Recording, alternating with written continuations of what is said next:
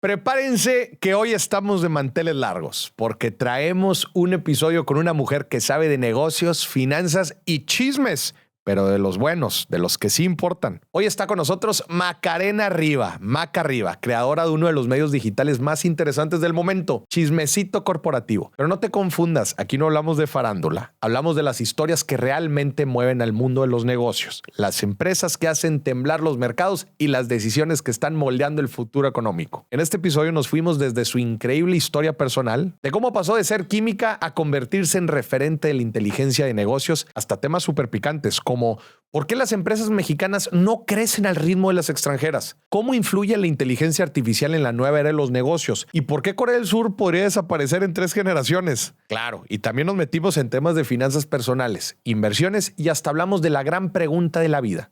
¿Cómo saber si tu pareja es la persona correcta para tener un hijo? Si quieres saber cómo duplicar tu dinero, en qué están invirtiendo las grandes mentes empresariales y qué hábitos financieros tienen los que están en la cima, quédate porque este episodio está de locos. Arranquemos con el chismecito. Señoronas, señorones, bienvenidos a un nuevo episodio de Dimes y Billetes. Macarena Riva con nosotros. Me gusta la energía que le pones al inicio. ¿Cómo es? Pues Me es gusta.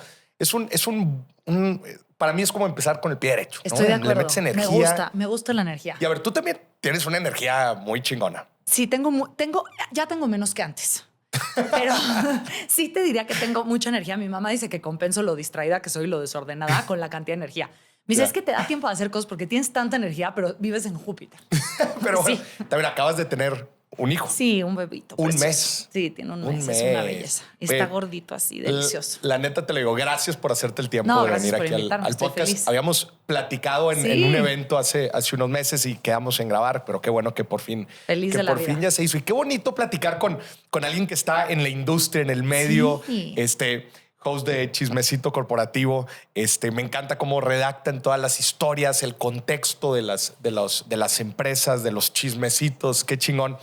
Me gustaría que en este podcast habláramos un poquito de ti, de cómo empieza esta idea, de tu trayectoria y también de cómo ves tú el panorama actual empresarial a nivel global y nacional. Digo, ya sé que es bastante amplio, pero también creo que con la coyuntura, hablando de inteligencia artificial, creo que está cambiando el panorama bien interesante. Aparte, qué bueno que tuvimos esta conversación ahorita, porque fíjate que estamos haciendo una serie de inteligencia artificial de cómo quiénes son los jugadores. Ok. Y estoy en un nivel de nerd ahorita metida en ese mundo que le digo a Rosa Laura, que es mi co-host en Chisme, que le digo, de verdad me tengo que salir ahorita 2 segundos porque ya me volví aburrida en las conversaciones con mis amigas. Es así de, ¿qué opinas de los chips? Entonces, porque de repente te metes en un área. Entonces está divertido hacerla ahorita, me encantó. Macarena, empecemos hablando un poco de ti. Eres química. Sí, estudié ingeniería química. ¿Por qué?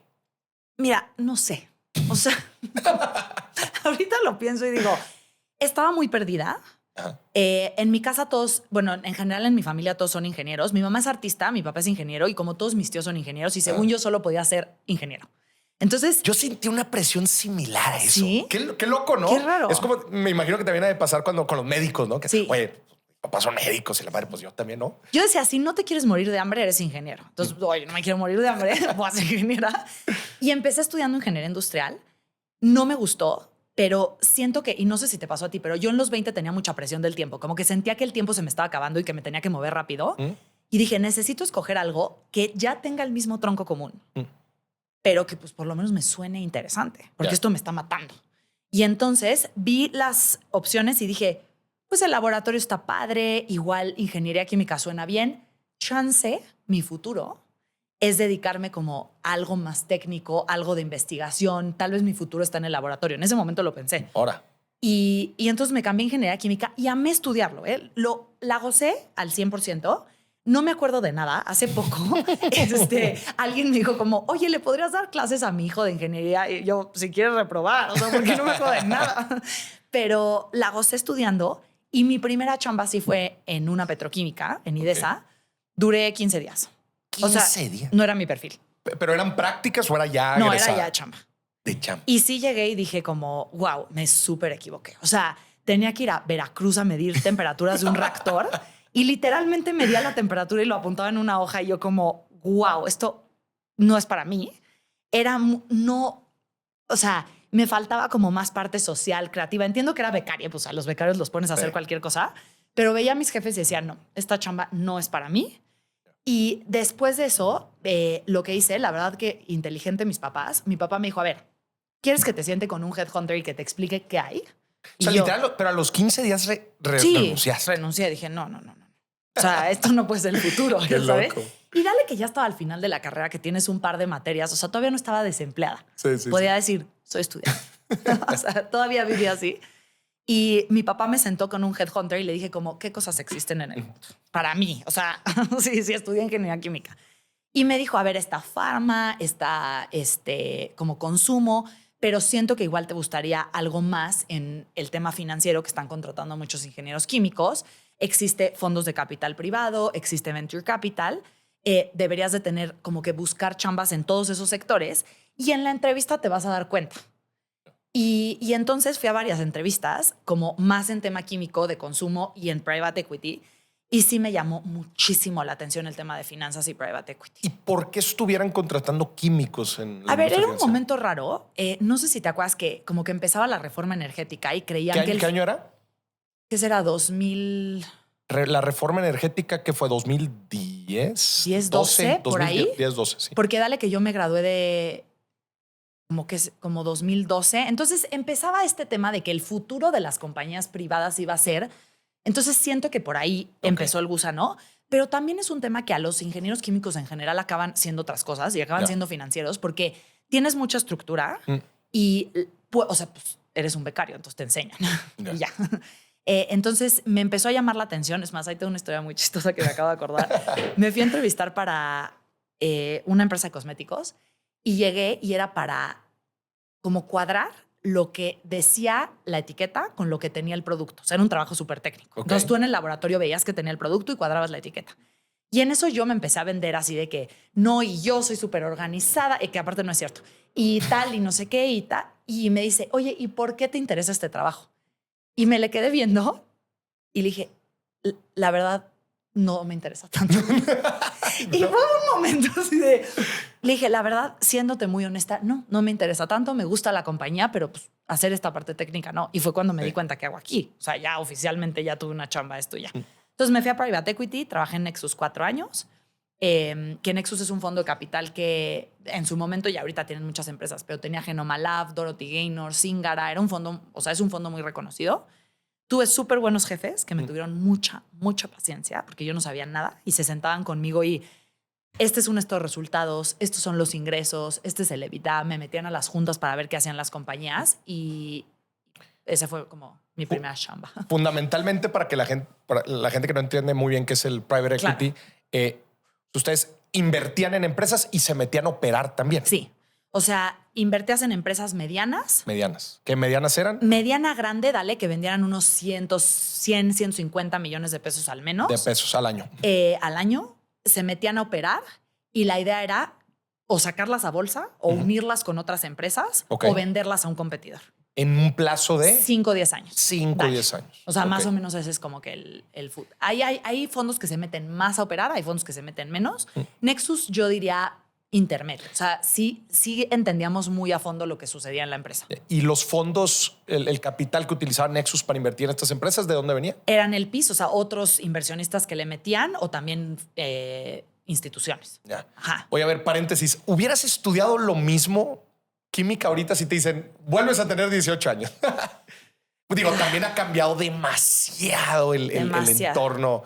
Pero no sé, es que... ¿O qué hubieras estudiado? O sea, ahorita pienso con mi hija y qué va a pasar, o sea, qué pasaría y siento que no es tan relevante. O sea, creo que fue divertido, me dio estructura, me gustó estudiarlo, sí lo volvería a estudiar, hice buenos amigos. Si mi hija me dijera voy a estudiar, que voy a ser mimo, le diría padre. O sea, siento que la educación ya ha cambiado mucho. Ha cambiado. Ajá, que hoy más bien hasta pienso, no sé si es tan necesario estudiar una carrera. Ya. Hoy. Creo que hasta las empresas más tradicionales, o sea, mis cuñados trabajan en RH, en empresas multinacionales, me dicen, ya no nos importa tanto. No es como antes. La carrera. ¿Te acuerdas antes que era, oye, a mí me tocaban las ferias de empleo, me mandaron y también los de RH tenían problemas, decían, me mandaron a reclutar 4 ingenieros industriales. Sí. Pero si tú eras químico, Bye. ¿no? Bye. Era ingenieros industriales. Industriales. Y había mucha presión de eso, Sí, ¿no? O sea, sí, como sí, que sí. decidías la carrera y ese era el futuro de tu vida profesional. Sí. Y hoy para nada eso aplica.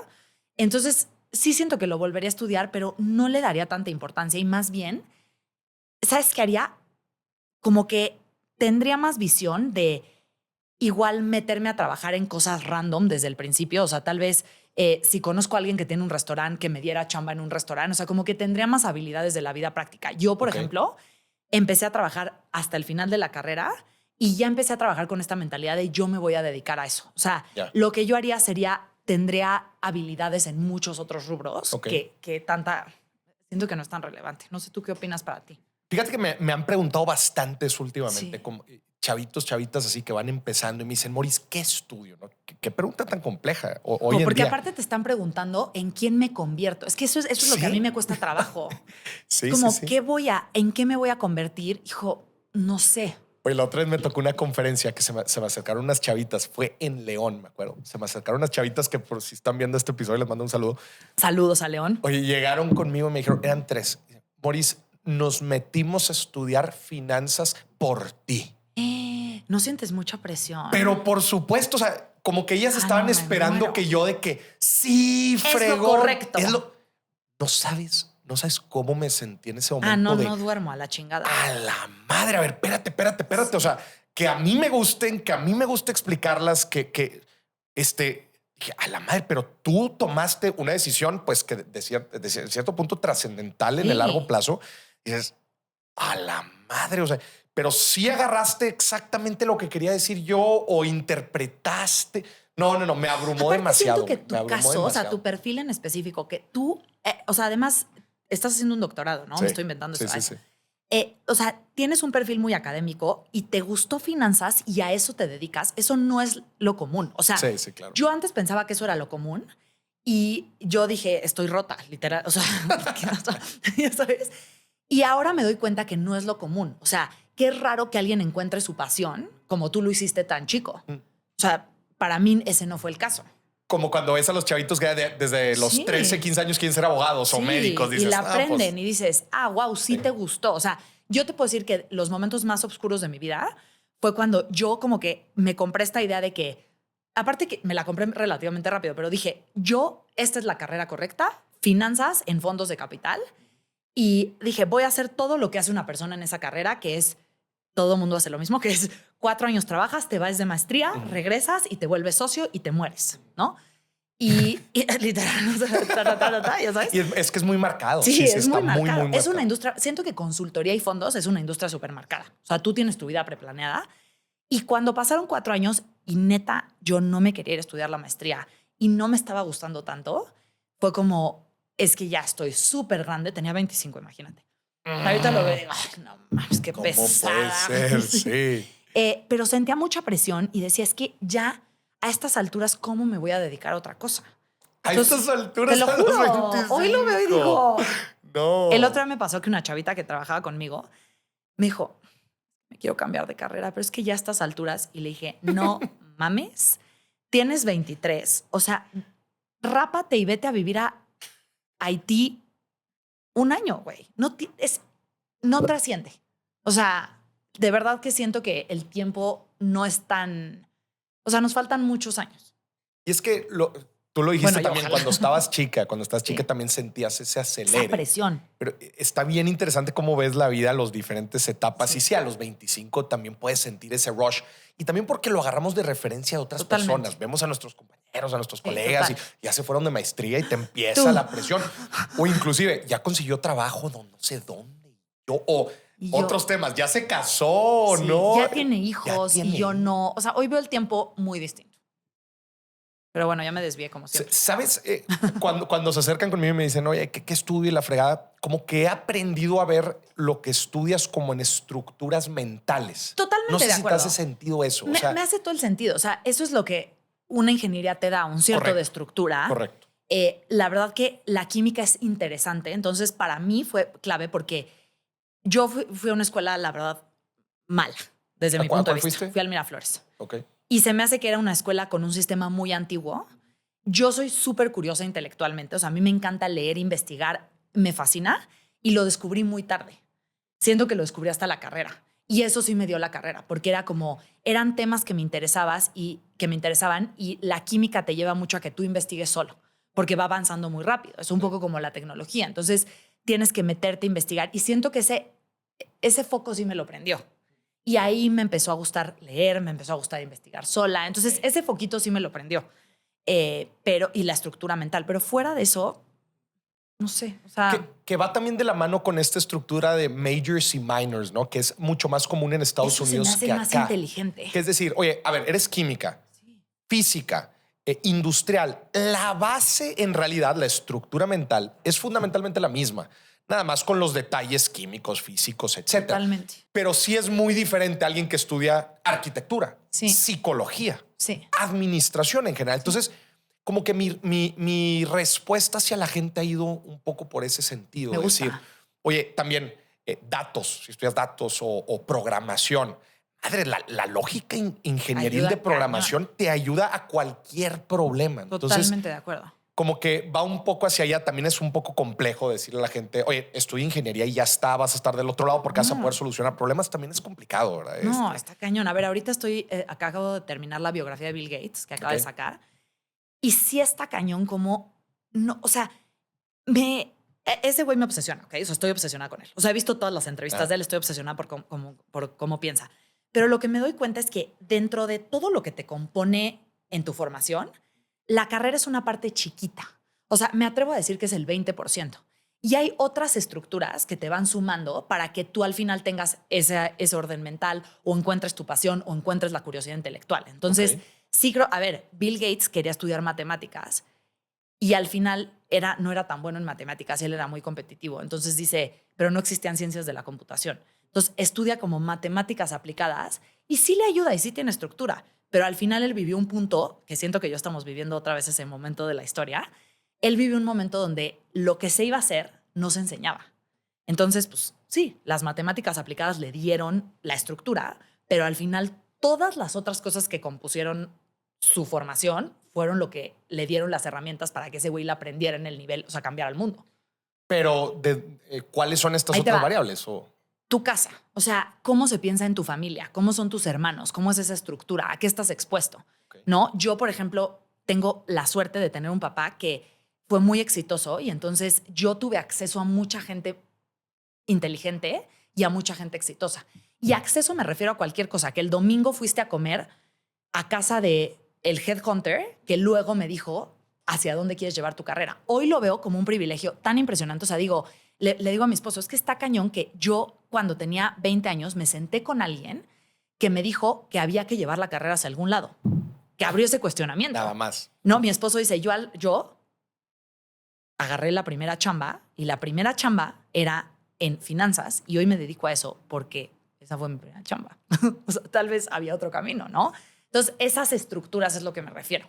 Oye, ¿has leído el caso? Creo que era, no me acuerdo si era el libro Outliers o era el de When, de Daniel Pink. El de When no lo he oído, no lo he leído. El de Outliers, sí. Creo que era el de Outliers, en el que dice cómo tu primer paso profesional, que en este caso es el trabajo, tiene un impacto muy cañón en toda tu vida. O sea, pero por razones que tú no tienes control. Por ejemplo, si te gradúas en una recesión. Si era Outliers, ¿verdad? ¿Sí te acuerdas? Outliers. Porque me está sonando lo que estás diciendo. Oye, a ver, tú le puedes echar todas las ganas del mundo. Puedes estudiar una carrera chingona, pero... Te graduaste en el 2008. Pero te graduaste en el 2008, ¿no? O en México en el 94, imagínate. O en pandemia. No tuviste control alguno de esa coyuntura y nada más, llamémosle, ese paso en falso, por decir algo, te definió un 30% negativo el resto de tu vida. A la madre. Cañón eso. O sea, y sí también creo, a ver, yo tengo 2 tíos que son cuates. Los 2 salieron de ingeniería, se gradúan y a los 2 les ofrecen chambas en Ford y chambas en Procter. A uno de mis tíos se le hicieron muy incómodas y desordenadas las sillas que había en Ford. Mi tío trabajó 30 años, el otro en Ford y el otro 30 años en Procter & Gamble. Y les digo, qué cañón que tu existencia se basó en que cuando llegaste de chavito dijiste, es que está muy desordenado Ford y Procter estaba como más organizado y las sillas estaban mejor. Y ya. Y los 2 tuvieron carreras totalmente distintas 30 años. ¡Qué locura! Qué loco. Sí, ya esas carreras siento que ya no se usan, ¿no? Como esa trayectoria así tan larga no es tan común ya. Estoy de acuerdo, creo que ya no son tan comunes ahora, como que somos un poco más dispersos, pero también las implicaciones que eso va a conllevar, ¿verdad? O sea, Claro. los beneficios de un trabajo de largo plazo, también en el tema de retiro y todo. Todo, la estabilidad del retiro está cañón eso.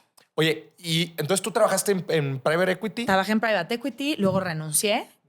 Tuve como una crisis existencial ahí a los 25. A los 25. Imagínate qué loco. Crisis existencial. Renuncié, corté con mi novio de ese momento. Ajá. Y me fui a la India. O sea, cliché as fuck. Cliché. ¿Ya sabes? Me fui a la India sin celular, padrísimo 6 meses. Y luego regresé y unos amigos estaban poniendo una empresa de suplementos en e-commerce. Okay. Y me dijeron, ¿por qué no en lo que estás desempleada? Porque yo en realidad no renuncié, pedí un año sabático. Entonces dije, me quedan otros 6 meses, me meto a este mundo del e-commerce con ellos, así no me aburro. Y en ese inter fundé, junto con una de mis amigas, Rapothecary, que es una empresa de productos para el cuidado de la piel. Y luego ya nunca regresé del año sabático a los fondos. Estuve 8 años en Raw. No, 7 años en Raw con esta empresa, en el e-commerce, todo. Luego tuvimos un proceso ahorita estamos en un proceso de venta, pero yo dejé de operar hace 2 años, hace 2 años y medio, justo cuando nació mi hija, dejé de operar y ahora soy podcaster. ¿Qué tal ese twist? O sea, ¿cómo lo viviste? ¿Cuándo empiezan Chismecito Corporativo? Justo hace un año. ¿En 2024? Ajá. Justo en marzo del 2024, o sea, ahorita estamos grabando en marzo, no sé cuándo lo saques. 2025. Pero o sea, empezamos en marzo de 2024 y yo empecé a hacer contenido, yo creo que como noviembre del 2022, dale. Yeah. O sea, como medio por ahí. Pandemia. Ajá, justo como que saliendo, ¿no? O sea, siento que ya estábamos saliendo. Ajá, porque mi hija nació en octubre y yo en noviembre empecé a hacer contenido. Y yo creo que la primera vez que moneticé, dale, que fue en junio. O sea, como que en junio ya tenía un trabajo. O sea, ¿cuál era? Ya sabes. ¿Cuál era el objetivo o cómo lo ibas viendo tú? Digo, está muy interesante también cómo te empezó a gustar, sí. Te gustaba en general el tema de... A ver, el e-commerce empresarial siempre me gustó. Y nosotras construimos la marca Rapothecary en Instagram. O sea, fue una marca que en Instagram creamos una comunidad. Fuimos de las primeras en usar influencers, de las primeras en crear contenido como ligado a la marca personal, porque nosotras salíamos mucho, Andrea y yo, entonces estábamos muy involucradas. Y luego surge TikTok, bueno, como que se populariza, ¿sabes? En Dale 2021, y no dábamos una, güey. O sea, subíamos un video y tenía 200 vistas y 0 comentarios, y yo decía, ¿cómo si somos las reinas de Instagram no podemos prenderla en TikTok? Y yo me senté como con el equipo y les dije, a ver, ya, o sea, dime la verdad. ¿Qué está pasando? O sea, hacíamos retos, cada quien del equipo hacía un TikTok y no funcionaba. Y una me dijo, es que tu contenido es muy de tía. La verdad. Y no conecta y estás muy doña. Y eso funciona en Instagram. Y como que en Instagram hacíamos unos shootings, que eso ya ni se usa, ya la gente no hace eso. Pero entre la inteligencia artificial y que ya nos gusta otro tipo de contenido, espectaculares que en una casa tirábamos aceite y caía el producto y estábamos todo el día con modelos y la pasábamos bomba. Y fue como, tienes toda la razón. Ni siquiera yo tengo TikTok personal. No sé hablar el lenguaje de la plataforma. Voy a sacar mi cuenta. La voy a hacer de una cosa distinta a lo que estamos haciendo en Raw y voy a ver cómo se habla aquí. Y entonces empecé a hablar de negocios, de lo que yo leía, de qué estaba pasando con las empresas y empecé a estudiarlo. Sí, o sea, estudiarlo yo desde el punto de vista de mi empresa, a decir, ¿por qué esta persona es tan buena? ¿Por qué a este le funciona? ¿Qué tipo de contenido conecta? ¿En qué comenta la gente? ¿En qué no? Empecé a como construir este como flow de hacer contenido y me empezó a encantar.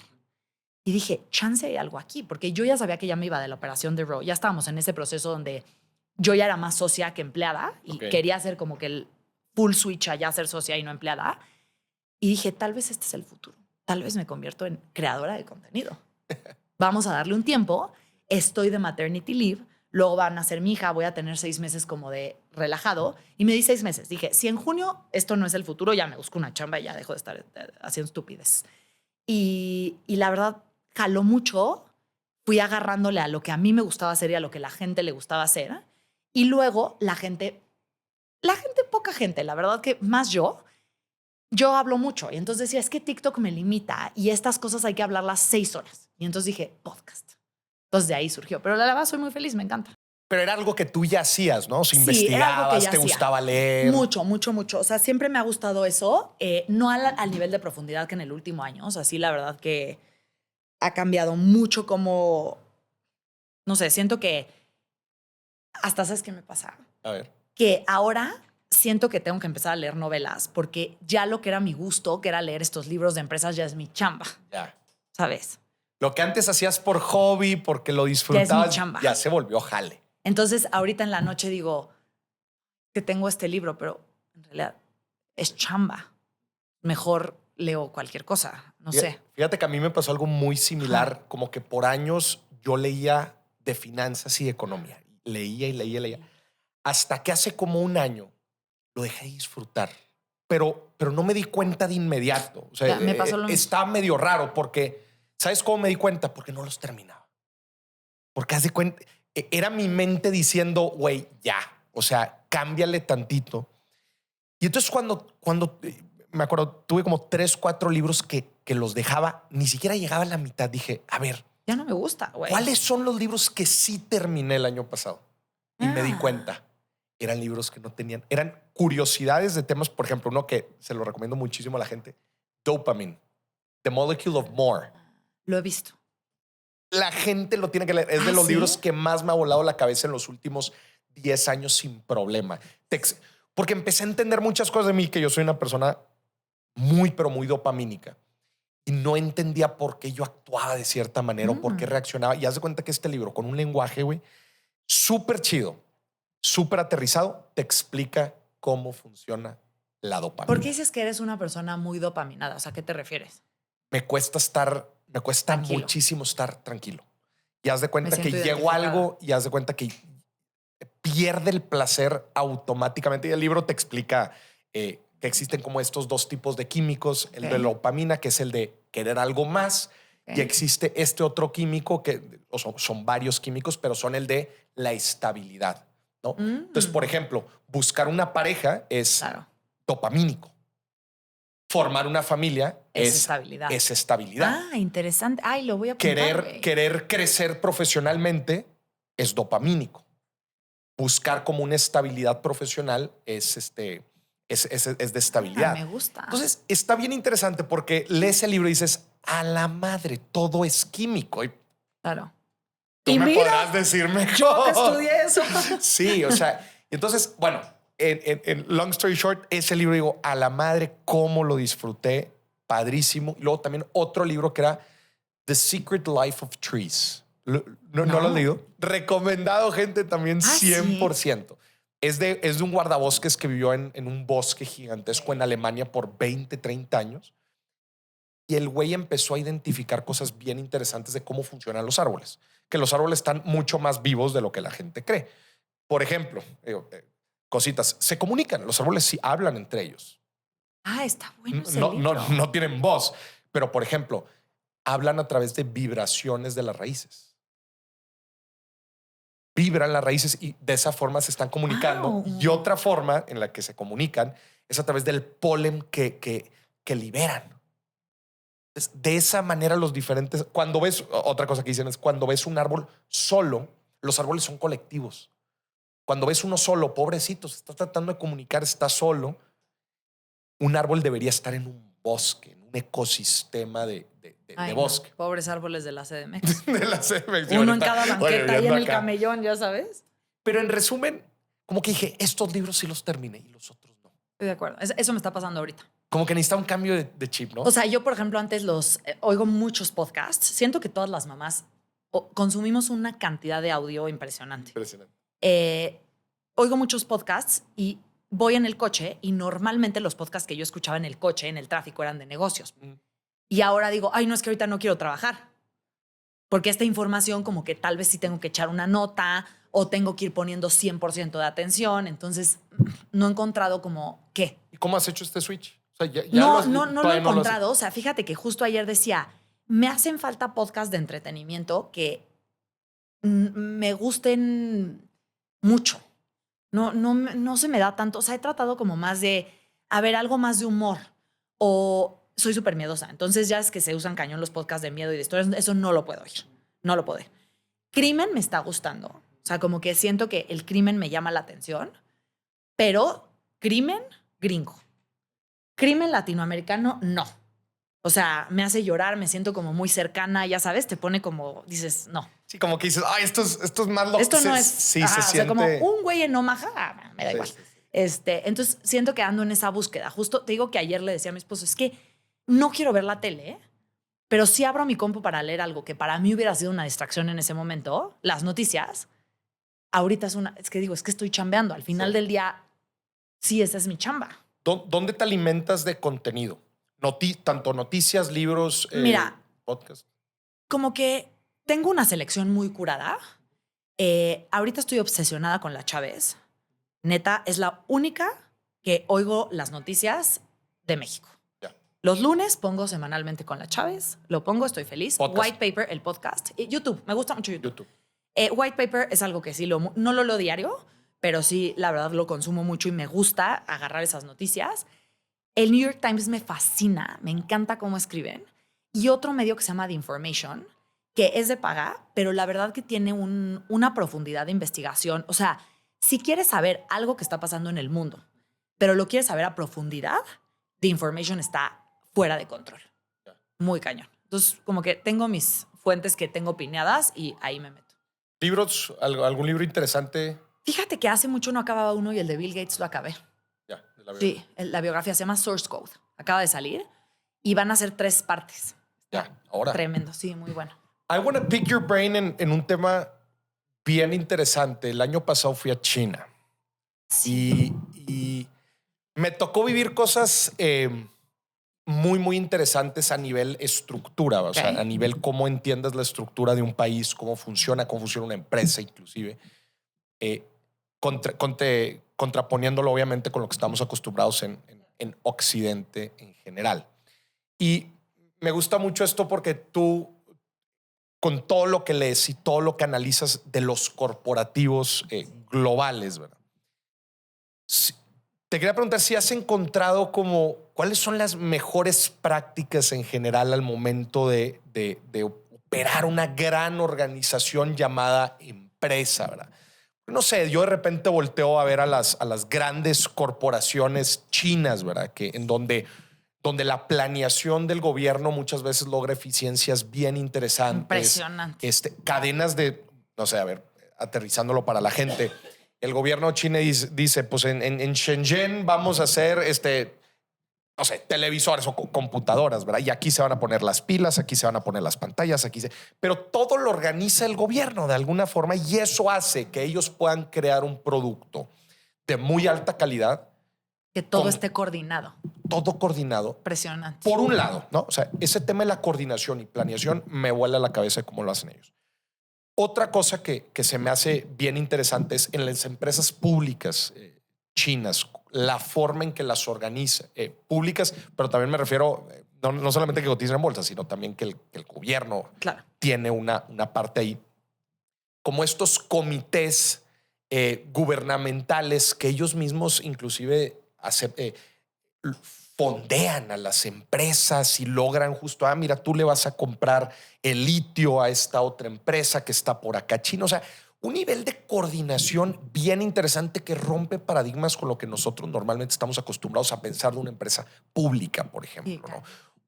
¿Qué opinas? Es que mira, a ver, o sea, la primera pregunta y la segunda, déjame te profundizo en lo que dices de China. Es que China es un caso único porque esta unión gobierno-empresa normalmente está llena de corrupción y no funciona. Y en China funciona. Ahorita justo hicimos hicimos varios episodios del tema de Corea del Sur. Ok. Corea del Sur, gobierno y empresa viven en conjunto, pero ha tenido una evolución bien distinta a China. Porque están los chaebols, no sé si has oído hablar de ellos, pero los chaebols son como, digamos, casi que las dinastías de Corea del Sur, ¿no? Y son empresas que se han creado con las 10 familias más poderosas. Samsung es uno de los chaebols más importantes. Ajá. Y sí se sientan en estos comités y dicen, perfecto, tú te llevas la industria de acero. tú te llevas la de los semiconductores, tú te llevas esta industria y los vamos a coordinar.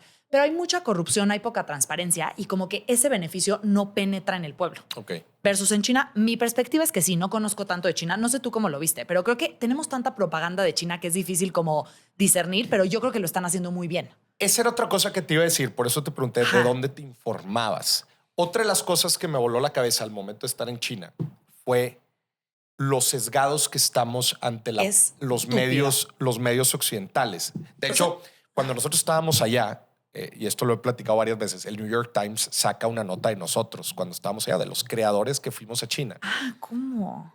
Sí, los propagandistas creadores. Es que ese tema, a ver. Es una locura. Es una locura. Ahorita que pasó lo de TikTok, que hubo el ban de, que tal vez iban a banear TikTok y duró como 15 minutos.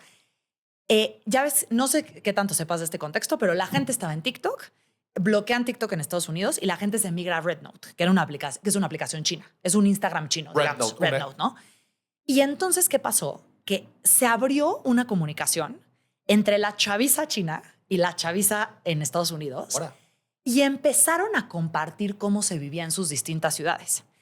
Y hubo como un trend que se hizo muy viral sobre qué se considera primer mundo para los americanos y qué se considera primer mundo para los chinos, ¿no? Y había una tendencia que decía, oigan, contesten en los comentarios, gente de Estados Unidos. ¿Es cierto que ustedes no tienen salud gratis o es propaganda que nos han hecho a nosotros en China? Y entonces de repente, gente en Alabama estaba como, wow, el tercer mundo es Estados Unidos, ¿sabes? O sea, resulta que China, o sea, nos han metido toda esta propaganda. Entonces te digo, es difícil, pero también hay una realidad que las empresas en China no son transparentes. Es más, han tenido 1000 escándalos que las empresas chinas que cotizan en la bolsa en Estados Unidos, los estados de resultados son muy complejos de leer, ¿no? O sea, sí hay una parte que es cierta, pero creo que sí estamos muy sesgados y ahorita que se viene bueno, me voy a desviar 2 segundos, pero ahorita que se viene como esta guerra tecnológica de hardware entre China, Taiwán, Estados Unidos, surge la pregunta, ¿qué tan malos son los chinos? Porque nos han hecho creer que allá los dictadores y la libertad está en Estados Unidos y no es cierto. Y te empiezas a dar cuenta que no es cierto. Entonces... Está bien interesante porque te agarras a hablar de esos temas de vigilancia, de libertad con los chinos y tiene una forma muy peculiar de ver las cosas que dices a la madre. Pero lo profundizas en las empresas grandes que conocemos y la verdad es que es un tema global. O sea, sí entiendo que a la gente, al gobierno de Estados Unidos no le gusta que los chinos estén viendo su data, pero la gente de Estados Unidos quisiera ver la data de los chinos. No le dejan, pero quisiera, ¿sabes? ¿Y si le abrieran la puerta? ¿Y quién es más malo o quién es más bueno, no? Ahora, me preguntaste al principio como si veo algún factor común en lo que hace una empresa exitosa y esta organización. Sí. Y te voy a decir algo. Solo hay uno. Justo llevamos 56 episodios, ¿ok? Entonces hemos hecho 56 empresas más la cola que tenemos grabada. Traemos 60. 60 empresas y algo que pareciera que va a ser el factor de éxito para una empresa, por ejemplo, foco. No hubo diversificación. Y hubo foco y funcionaron. Tal vez es el acabose de otra. Por ejemplo, diversificación para Yahoo fue el acabose, pero para Microsoft fue la gloria. Entonces, esas cosas no, pero sí hay una muy cañón que hemos visto. La parte personal de los fundadores y de los primeros empleados y el equipo directivo, o tóxica o positiva, permea impresionante. Okay. Y no hay una que no veamos. O sea, por ejemplo, ahí te va un dato impresionante que traemos. Si alguno de los fundadores o del equipo directivo principal tuvo un amante, es muy probable que haya hecho un fraude. Ahora. No, o al revés, más bien. O sea, si alguien del equipo fundador hizo un fraude, probablemente o muy probablemente tuvo un amante. Y fíjate ahí te va. Enron, que es un caso súper impresionante. Este cuate va, su esposa de toda la vida, high school sweetheart, en eso, pinta el cuerno con la secretaria y se empiezan a robar dinero. Entonces, lo que decimos es que la ética personal sí permea muchísimo en cómo funciona hacia abajo. Entonces, esa es la única que hemos notado, porque sí, de verdad que las reglas del juego dependen mucho. ¿Leíste Good to Great de Jim Collins? No, fíjate que no lo he leído. Todo el mundo me dice, ¿cómo no lo has leído? Good to Great, básicamente, digo, Sí, a ver, en resumidas cuentas, son este Jim Collins hace esta pregunta, ¿verdad? Que ¿cuáles son los factores que hacen una empresa? Es una empresa buena, hacer una empresa cañón, chingona. Sí. ¿No? Great. Y habla de muchos aspectos, habla de validaciones de mercado, mucho de lo que estás platicando, diversificación, foco, etcétera. Pero hay una que me llama mucho la atención y el libro en general le da mucho peso, que le llama Leadership Level 4, un liderazgo de nivel 4. Yo no me acuerdo si era 4 o 5, la neta lo leí hace tiempo. Tope. Porque él crea una escala de niveles de liderazgo, ¿no? Y plantea que como que este líder, creo que es nivel 5, perdón, la estoy regando, no 4, 5. Y plantea que este líder, bueno, ¿cómo hizo este estudio él? Obviamente, pues analizando chingos de empresas. Por eso creo que te podría gustar mucho el libro, porque si se mete información pública de las empresas, sí es un análisis muy cuantitativo, porque en todos los análisis que hace de las empresas lo compara con el precio de la acción. ¿No? Entonces dice, pues está cotizando así, ¡pum! La reventó. Es una empresa chingona. Claro. ¿No? O sea, cuando ves el hockey stick ahí.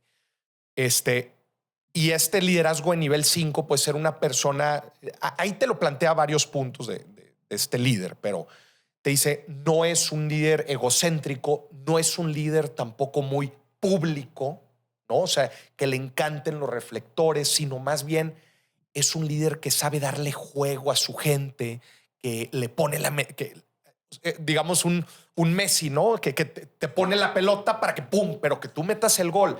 Pero él es como que la persona detrás, tras bambalinas, que está coordinando todo. Estoy totalmente de acuerdo. Y porque eso decía el libro, que eso pues hace que su gente, es como el de la orquesta, hace que todo esté coordinado y todos le estén echando ganas, ¿no? Y sabes que el tema del ego en los líderes es impresionante, porque un líder que lleva a una empresa, a estas empresas que cambian al mundo, o sea, Microsoft, Nvidia, que cambian al mundo, se conoce muy a profundidad y sabe hasta dónde llegar, cuáles son sus fortalezas y cuándo es momento de retirarse. Cuándo es momento de regresar. Cuándo es momento de traer a alguien que complementa lo que a él le hace falta, ¿no? Por ejemplo, o sea, Bill Gates, está cañón que Microsoft solo ha tenido 3 CEOs en la historia. Es una empresa con 50 años de historia. 3 CEOs es nada. Eso quiere decir que los movimientos se han hecho calculados. O sea, y Bill Gates se dio cuenta que su fortaleza, que era la creación de tecnología y como esta visión de lo que pasa en el futuro, no era lo que Microsoft necesitaba. Y él se va cuando Microsoft va muy bien y él todavía es joven y él podría haberse quedado. Pero dice, lo que yo necesito es alguien que sepa vender, que sepa venderle un poco al gobierno que está pasando con Microsoft y que nosotros nos volvamos esta empresa sólida, segura, y trae a Steve Ballmer. Entonces, para mí, los líderes que saben cuándo retirarse y también cuándo no retirarse, porque, por ejemplo, en el caso de Yahoo, a los fundadores, para mí ese fue el acabose desde el principio, se marcaron las reglas del juego de que esto iba a fracasar. Llega un fondo de capital y les dice, es que ustedes no tienen esta experiencia de management. Ustedes no pueden ser los directores. Vamos a traer a alguien que tenga experiencia de management. Y ellos dijeron, ok. Y para mí era un momento donde el equipo los necesitaba a ellos, a los visionarios, no a los operadores. Entonces, esa parte del ego creo que es clavísima. Sí. En México, Maca, acabo de leer el dato. Oye, nada más voy a hacer un súper paréntesis ahorita que estás hablando de Corea del Sur. Dije, ahorita lo tiro, pero se me fue la onda. Acabo de leer justo una nota ayer en la mañana de que Corea del Sur tiene la tasa de natalidad más baja del mundo. Sí. 0.68. Tremendo. O sea, de cada 100, o sea, una generación de 100 personas, la siguiente van a ser 68. Y luego van a ser 40 y tantos, 40 y tantos. Decían, en 3 generaciones de continuar así, Corea del Sur va a desaparecer. Pero el mundo va en esa tendencia. El que no tiene nada que ver, nada más lo quería mencionar del problema. 0.68, el más bajo de todo el mundo. Ah, wow. La tasa de natalidad más baja de todo el mundo la tiene. Qué loco, ¿no? Son muy workaholics y tienen mucha presión social sobre a qué se dedican. Y son gente muy solitaria. No, nunca he ido. ¿Tú? Bueno, ganas de ir. Y fíjate que a China fui en el 2010 y me encantaría regresar como a ver qué pasó de que fui a hoy. Fíjate Yo no que tuve tan buena experiencia, la no verdad. tuviste tan buena experiencia. Yo conocía, yo fui en el 2024 y en mi viaje iba una persona de Brasil, Lucas, que le mando un fuerte abrazo, y él había vivido en China en el 2012, similar a ti. Entonces, él tuvo la experiencia de 10 años y dice que es una locura. O sea, tú deberías de ir. Creo O sea, que te volaría la cabeza. Fue en un viaje, o sea, de la escuela y fue un approach muy de, fuimos a ver Bimbo, que me acuerdo que Bimbo se acababa de establecer en China en su momento. Ya. Como que fuimos a ver varias empresas, pero sí mi percepción fue que no logré conectar tan bien porque sí la diferencia cultural fue tal Ya. que no encontraba un puente. O sea, sí fue demasiado un shock cultural muy grande y siento que hoy ya no es así. A ver, pues cuando fui, o sea, Instagram empezó ese día. Entonces ni siquiera podías conectar con otra gente. Entonces creo que valdría la pena volver a ir con ese mindset de, ajá. Yo le pregunté a Lucas, le dije, ¿cuál es la principal diferencia que ves en China en 10 años? Me dijo, mira, Maurice, te podría decir estos edificios, él vive en Shanghai. Te podría decir que estos edificios, esta infraestructura, que es una verdadera locura. Pero me dijo, eso no es lo que más me llama la atención. Lo que más me vuela la cabeza es los modales de la gente. O sea, él me dijo, hace 10 años, tú ibas en el metro y la gente, perdón por la palabra, pero parecían animales. Sí, sí, O sea, sí. gritando en el metro, escupiendo. A mí me tocaron los letreros de no escupas. O sea, sí te digo que fue no encontré cómo conectar con la cultura. Me decía, te chocaban, o sea, modales muy malos. Yo le dije, no manches, yo vi una realidad completamente distinta. Eso es lo que digo, que podrán darnos la propaganda que quieras, pero funciona. Lo que están haciendo funciona. Sí. O sea, hoy la industria del lujo, así, o sea, soportada por China, ¿sabes? Si China no existiera, todas las compañías de lujo ya hubieran quebrado. Que nada más que no te pase lo de, ¿qué fue? ¿Dolce & Gabbana? ¿No te supiste ese caso? No, ¡Ay! Ese es un chismesote. Sí, a ver, ¿qué? Creo que era Dolce & Gabbana. Ajá. Estábamos en Shanghai justo y una de las chavas con las que íbamos quería comprar unos tenis Dolce. Y yo le dije, pues déjame busco aquí a ver dónde hay una tienda. No había una sola tienda de Dolce & Gabbana. ¿Qué hicieron? Dije, esto está raro. Había todas las tiendas de lujo. Claro. Resulta que creo que hace algunos años sacaron un comercial en donde salía, luego lo vi el comercial, por favor, véanlo. Una locura en donde sale pues una chavita china intentando comer una pizza con palillos chinos. Pero como que lo muestran muy despectivo. No, pues no. Bueno, resulta que fue una bomba, boicot, adiós, Dolce & Gabbana, del mercado que el lujo que es en China es el 30% sí, no, del o mercado más, global. o más. A ver, Louis Vuitton, o sea, todo LVMH, Louis Vuitton, Moet Hennessy. Ajá. O sea, yo creo que hoy han de estar en 50% mercado asiático. Japón fue muy fuerte en su momento, pero ahorita China está rompiendo madre. Ya. Entonces, no.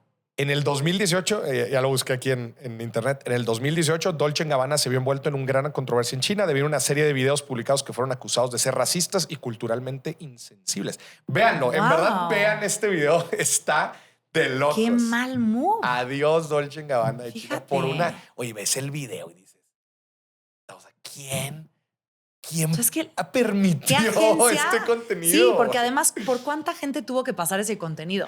No es que un becario le dio go. O sea, 1000 gente lo vio. Tú has hecho comerciales, sabes lo que es. O sea, Qué no. loco. Pero te digo, o sea, por más propaganda que nos digan en China, lo que están haciendo está funcionando.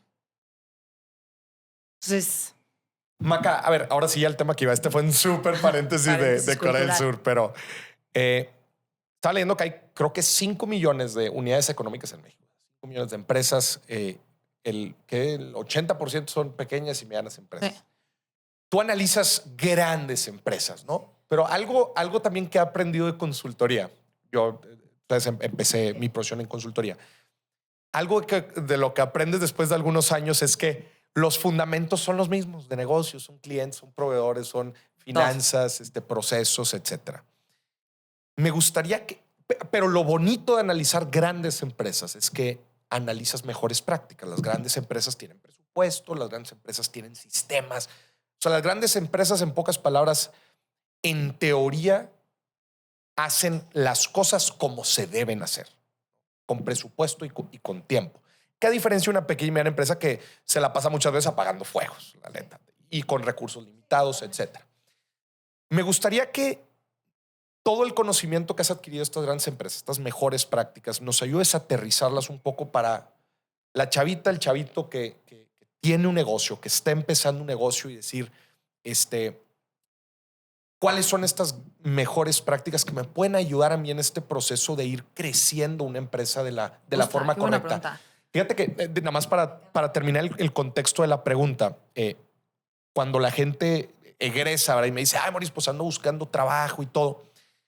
Yo una de las recomendaciones que sí le doy es, bueno, a ver qué industria te gusta, ¿no? Para ver qué tipo de empresas, pero sí los empujo a que traten de entrar a una empresa AAA, transnacional, por lo menos al principio, para que aprendas mucha estructura, cómo se hacen bien las cosas. O sea, si empiezas en una empresa pequeña, no estoy diciendo que esté mal, pero le falta institucionalización, le falta formalidad, ¿no? Entonces, que es mejor aprender de los chingones en un inicio y luego ya si tú quieres emprender algo ya vas a saber cómo se hacen las cosas. ¿Cómo la aterrizarías para la gente? A ver, o sea, la primera es la visión. Ahí te va. El tema de la fiscalización. Ahí te va, ¿a qué me voy a referir? ¿Qué me pasa mucho? O sea, las empresas en México, como desconfiamos del gobierno, no queremos pagar impuestos y entonces encontramos 1001 maneras de cómo no fiscalizarnos al 100%. Eso hace que muchas veces no reinvirtamos en la empresa lo que se necesita hacer. Okay. Es un tema muy común en las empresas familiares que qué pasa es como, oye, ¿cómo saco mi dinero al extranjero? ¿Cómo yo llevo mis gastos personales dentro yo de la persona, pero en la empresa lo que quiero es que no, o sea, ahí te va. O sea, voy a rehacer esto. Es que luego es medio políticamente incorrecto. Entonces me cuesta trabajo decirlo, pero bueno, ahí te va. Tú dale, no pasa Ajá, nada. O sea, le tenemos miedo al capital legal y 100% kosher. Esa es la verdad. O sea, en México tú hablas con empresas que son empresas medianas familiares, que es la mayoría de esas 5 millones de unidades, y no pueden dar el paso al siguiente nivel porque le tenemos miedo a ese capital y a esa fiscalización a full. ¿Por qué le tenemos miedo? ¿Por qué le tenemos miedo? Porque desconfiamos del gobierno, ¿no? O sea, en México la verdad que tenemos mucha desconfianza del gobierno y existe industrias gigantescas que se basan en la idea de cómo pagamos menos impuestos. Si tu empresa y el CEO está enfocado, y lo veo, o sea, de verdad lo digo porque además traigo un tema ahorita que digo, ay, es que si me entendieran esto brincaría al siguiente nivel, pero el CEO está enfocado en cómo pago menos impuestos, qué estrategias fiscales hago, qué gastos personales meto en la empresa, no está pensando cómo traigo más capital adentro de eso. Yeah. Y entonces, ¿qué piensan? Me voy a ahorrar el 30% de las utilidades, pero no están pensando que tal vez te va a costar esa reinversión que vas a hacer adentro de la empresa y cómo lo vas a hacer crecer, ¿no? Oye, el capital externo. Le tienen miedo al capital externo. No, es que yo aquí, adentro de la empresa, tengo también los gastos familiares y el súper lo saco del refri del restaurante. Y entonces, ¿cómo traes un inversionista? Yeah. ¿Cómo le explicas a un inversionista que tus estados financieros son imposibles de leer y tienes que traer un intérprete? Entonces, eso para mí es una traba que tenemos para brincar al siguiente nivel. Yeah. Y lo veo en empresas de verdad que facturan cientos de millones de pesos. Que dices, ¿qué hace el CEO haciendo pagos? Sí, que lo... ¿Sabes por qué? Porque quieres tener ese control, porque te da miedo, porque, oye, traes un inversionista y al inversionista, ahorita mi esposo tiene una financiera y una arrendadora y arrienda equipo médico. No sabes el trabajal que es para los doctores, por ejemplo, o dentistas que él tiene, que él se siente y vea un estado financiero y haga un análisis de crédito y les diga, va, te arriendo el equipo. ¿Por qué? Porque la mitad lo cobran en efectivo, la otra mitad la cobran en su cuenta personal y entonces se vuelve una cosa muy compleja de leer versus en Estados Unidos tú digas con cualquier negocio, un güey que vende churros en la esquina y ese güey llega y te da un estado financiero y ese estado financiero tú lo interpretas para hacer una lectura de crédito. Entonces, ese tema de ser más transparentes con nuestros números, tal vez sí tiene un costo como a corto plazo, porque cuesta trabajo tener ese orden, cuesta trabajo no mezclar lo personal con lo del negocio, que eso en México es súper común, tú lo sabes, pero eventualmente tiene unos beneficios que son gigantes. ¿Qué forma tan chida de ponerlo? Porque estamos metidos en ese cortoplacismo. Decir, no. Oye, ¿y sabes dónde también yo lo veo? Te voy a agregar ahí en el tema de los consejos de administración o consejo consultivo, que es una súper buena práctica. Decir, oye, no, pues no soy una empresa pública, Moris, no necesito tener un consejo. No, pero consejo consultivo. Pero no quieren porque mostrar los estados financieros es desmadre. Y sobre esa transparencia que te digo, que sí está atado a la fiscalización, pero también está atado a otras cosas, está cabrón que yo no pueda hacer un episodio del podcast, o sea, hablando en PR, porque de las empresas mexicanas casi no hay información pública. La empresa que sea en Estados Unidos, tú buscas y se han sacado artículos a periodistas financieros que les han pasado sus estados de resultados, que se sientan con el CEO o con el COO.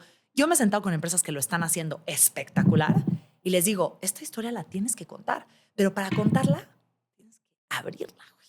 Y no quieren. Y no quieren. Hay un tema de seguridad y eso lo entiendo, ¿no? O sea, porque vivimos en un país donde tal vez no quieres decir que tu empresa factura 1,000 millones de pesos. Ok, entiendo esa parte. Pero hay otro tema que es que cómo te explico que vendo en la central de abastos y la mitad lo cobro en efectivo y entonces esto no lo tengo registrado.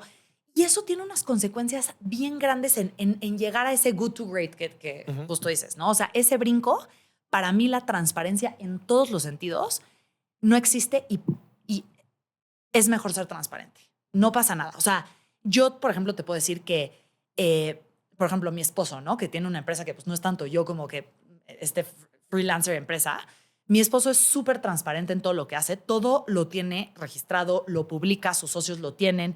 Se sientan y ven los estados financieros y los estados financieros hacen sentido. No tienes el asterisco 1, asterisco 7, asterisco 274 y entonces leer el estado financiero ya estuviste 6 años. Esa transparencia hace que él se acerque con alguien y diga, oye, necesito un consejo, ve esta data. Veo el dashboard. Yo sé lo que está pasando con tu empresa. Entonces, esa transparencia sería la primera. O sea, atrévete a ser transparente. Y con alguien que está empezando, también diría, atrévete a ser transparente con tus ideas y tu visión. Porque a mí me pasa mucho que me piden consultoría, pero me dicen, mira, te voy a dar todo esto, pero no te puedo decir al 100 de qué se trata la... Güey, no va a jalar. O sea, tienes que ser 100% transparente. No, es que no quiero que me roben. ¿Quién, güey? Ya sabes. O sea, la gente tiene 1,000 cosas que hacer. Entonces, esa transparencia creo que es clave. O sea, ese es el punto número 1. ¿Cómo es? A ver, rascándole un poquito ese tema, ¿cómo lo has visto en los últimos años o a dónde va a parar este tema? ¿La tecnología va a formalizar a los negocios o es un problema que en general en México tiende a perpetuarse por esta falta de confianza con el gobierno y también pues porque la gente no quiere pagar tantos impuestos? ¿O a dónde va? Creo que es cultural. Te voy a contar una anécdota. Cuando me fui a la India, Gran viaje. Ajá, gran viaje. Conocí a un cuate que era de Viena. Y ahí tuve un momento de realización de decir, wow, sí somos muy desconfiados los mexicanos. Y ahí te va. El cuate llega al aeropuerto de Delhi. Y tú llegas también ha cambiado, fue hace 7 años, pero la verdad la India sigue siendo la India. Y llegas al aeropuerto de Delhi y te abordan taxistas, o sea, pero es una experiencia de verdad, así, 50 taxistas y todos te quieren llevar, no a tu hotel, al hotel de su primo, al hotel que él conoce, a no sé qué, ¿ok? Entonces, llegan estos taxistas y le dicen a mi amigo de Viena, no me acuerdo ni cómo se llama, y le dicen, ¿qué crees? Tú vas al Hilton, pero el Hilton se quemó. Pero no te preocupes, mi primo tiene un hotel, yo te llevo a mi hotel. ¿Tú qué haces? Te ríes y le dices, llévame al Hilton, ¿no? Sí. O sea, esto no pasó. Mi amigo de Viena se fue al Halton. No, sí. No, o sea, dije, okay. Dijo, se quemó el Hilton. ¿Cómo se va a quemar el Hilton? Tú no te vas a enterar. Te va a llegar un mail, por el amor de Dios. O sea, tienes tu confirmación. Y entonces ahí dije, es que sí, nuestra naturaleza es desconfiada. Y hay otras culturas donde su naturaleza es transparente, como probablemente en Viena, él creció en otro contexto y entonces es una persona más confiada. Entonces, creo que es cultural, cuesta trabajo cambiarlo. La verdad que creo que íbamos muy bien. Yo estoy muy metida en el mundo de Venture Capital y con nuevos emprendedores. Creo que íbamos muy bien y ahorita estamos viviendo los años oscuros del Venture Capital en México, definitivamente. Entonces hay poco dinero en la calle, hay pocas inversiones para los pequeños emprendedores y otra vez se regresan a fondearse de Friends and Family o empezar así bootstrap. Y entonces creo que otra vez regresan esas prácticas de tan sencillo como mezclar tus estados de resultados con los personales, o tal vez no haces una SADCB con tu socio, sino que tienes un contrato y tu factura. Ese tipo de prácticas creo que son culturales. Entonces sí me preocupa. O sea, creo que esa es la razón por la que no damos ese brinco. Oye, voy a hacer otro paréntesis porque se me hizo bien interesante lo de India. A mí se me antoja cero ir a la India. ¿Qué tal? ¿Te la pasaste chido? Me pasé cabrón. Sí. Sí, o sea, a ver. Fuiste un año. Fui 6 meses, 7 meses por ahí. Ajá, un chorro. Yo también me considero que tenía no 20, conozco la India. Sí. Pero yo nada más veo los videos de TikTok y veo Twitter y al chile digo. A ver, a mí me dieron 2 consejos antes de ir. El primero fue, tómatelo todo con filosofía y no dejes que nada te robe la paz. O sea, tú siente que vas como a una caricatura. Como yo le digo a la gente que viene a México. O sea, es tú porque ya estás acostumbrado, pero México, yo tengo una amiga alemana que me dice, es Narnia. O sea, es el lugar donde todo es posible. Sí. Nada para... Mi amiga es alemana y me dice, ¿cómo sabes a qué camión subirte? Sí. Esto es una alquimia. O sea, este va, pero este regresa. Tú ya te tienes que saber tu ruta. Se baja donde tú quieres, no en la parada. No, o sea, sí es una alquimia que es difícil. Entonces, eso, o sea, nada te quite tu paz, velo como una caricatura. Y la otra clave es nunca comas en lugares internacionales. Tú ves un lugar que tiene de desayuno fruta con yogurt y huevo, tú a ese lugar no vas porque te enfermas. Tú vas a los lugares donde van los locales. Come lo que estén comiendo todos. Todos son vegetarianos, tú sé vegetariana. Te mudaste a otro lugar de la India donde no son vegetarianos y solo comen cabra, tú come cabra. Y ya. Yo me enfermé 0 veces. Una vez, cuando estaba a punto de regresarme, vino una amiga a verme. Comí en un lugar que había yogurt con piña y no te platico la vomitada que di en un camión de 3 horas. O sea, un espectáculo. No, o sea, sí. Qué loco. Entonces, siento que bajo ese esquema... Ahora, yo te voy a decir algo. Yo llevaba 5 meses como que yo ya estaba muy ya ahí, ¿no? Aparte me fui sin ropa, sin nada. O sea, yo llegué con una maleta que traía como lo básico y dije, llego ahí y veo que se usa, compro mis cositas, ya está, ¿no? O sea, me fui de backpacker. Y entonces llegan mis amigas 5 meses después y les digo, vamos a ir en tren a Varanasi, perfecto. Me tardé en comprar el tren. Varanasi es una ciudad sagrada, que es donde, o sea, en ciertas ramas del hinduismo se cree que si tú te mueres en el Ganges, ya no reencarnas y te vas directo al cielo. O, bueno, a lo que sea, como se llama. Y ahí Varanasi es un lugar lleno de hospitales y hospicios donde la gente va a morirse. Y llega gente de toda la India. Es una experiencia preciosa desde mi punto de vista, ¿no? O sea, porque yo no soy una persona religiosa y entonces como que ver a gente que tiene unas creencias tan firmes, tanto que van a un lugar desde distancias gigantescas y tal vez pasan meses esperando morirse en un hospicio para morirse en el lugar correcto. Es como una experiencia mágica, ¿no? Ahora. Pero it's a lot. Y entonces, ¿por qué? Porque la muerte es una experiencia muy fuerte, la religión es una experiencia fuerte también, entonces caminas y ves, o sea, pasan muertos todo el día en la calle, no ves a gente muy enferma, pero también ves a gente como viviendo el peor momento de su existencia, pero al mismo tiempo es el mejor porque no van a reencarnar. Entonces, como que es un lugar muy loco y se me olvida comprar el tren y hay como varias clases de tren, ¿ok? Ajá. Y solo había la clase más baja. Y mis amigas son fresas. Y dije, ¿sabes qué? No les voy a decir porque esto va a ser un desastre. Sí. Las meto al tren y ya está. Y en esta clase lo que sucede es que el tren dura 14 horas, tú duermes en el tren, pero el tren no tienes un lugar. Tú sí tienes un lugar fijo, pero la gente que sube y baja en distintas paradas se puede subir en tu camita. Y entonces tú estás dormidito y en eso se te sienta alguien al lado. Ajá. Entonces la clave es dormirte hasta arriba porque pues no se pueden subir, ¿no? Entonces son 3 camas hacia hasta arriba. Yo ya me dormía en donde sea. O sea, yo agarraba mi backpack, me la ponía atrás, la ponía con un candado y yo podía estar dormida ahí. Y aparte eres una atracción turística, entonces se te queda la gente viendo, sí. Te toma fotos, estás comiendo y te toman fotos y es toda una experiencia. Pero yo ya podía dormir a través de eso, ¿no? O sea, si estoy ahí en el Facebook de 5,000 personas, me da igual. Pero como que se me olvidó que este proceso tardó en yo acostumbrarme. Uh-huh. Y llego con otra amiga que también llevaba mucho tiempo, subimos al tren, nos toca en esta zona, perfecto, yo agarro esa cama, esta otra cama, y las 2 amigas que acababan de llegar les toca hasta abajo. Se ponen hasta abajo, ponen así, se acuestan. Una no le cerraba la ventana, entonces aire 13 horas así. No, aparte 13 horas. 13 horas. Y en eso, y dice, ¿y ustedes? Profundas. O sea, en el quinto sueño así. Sí. Y yo, dice, bueno, me voy a sentar un rato, se sienta y en eso empieza a llegar gente y se sienta en su cama. Y ella como, los corro, no los corro, pero se vale, o sea, es el sistema del tren.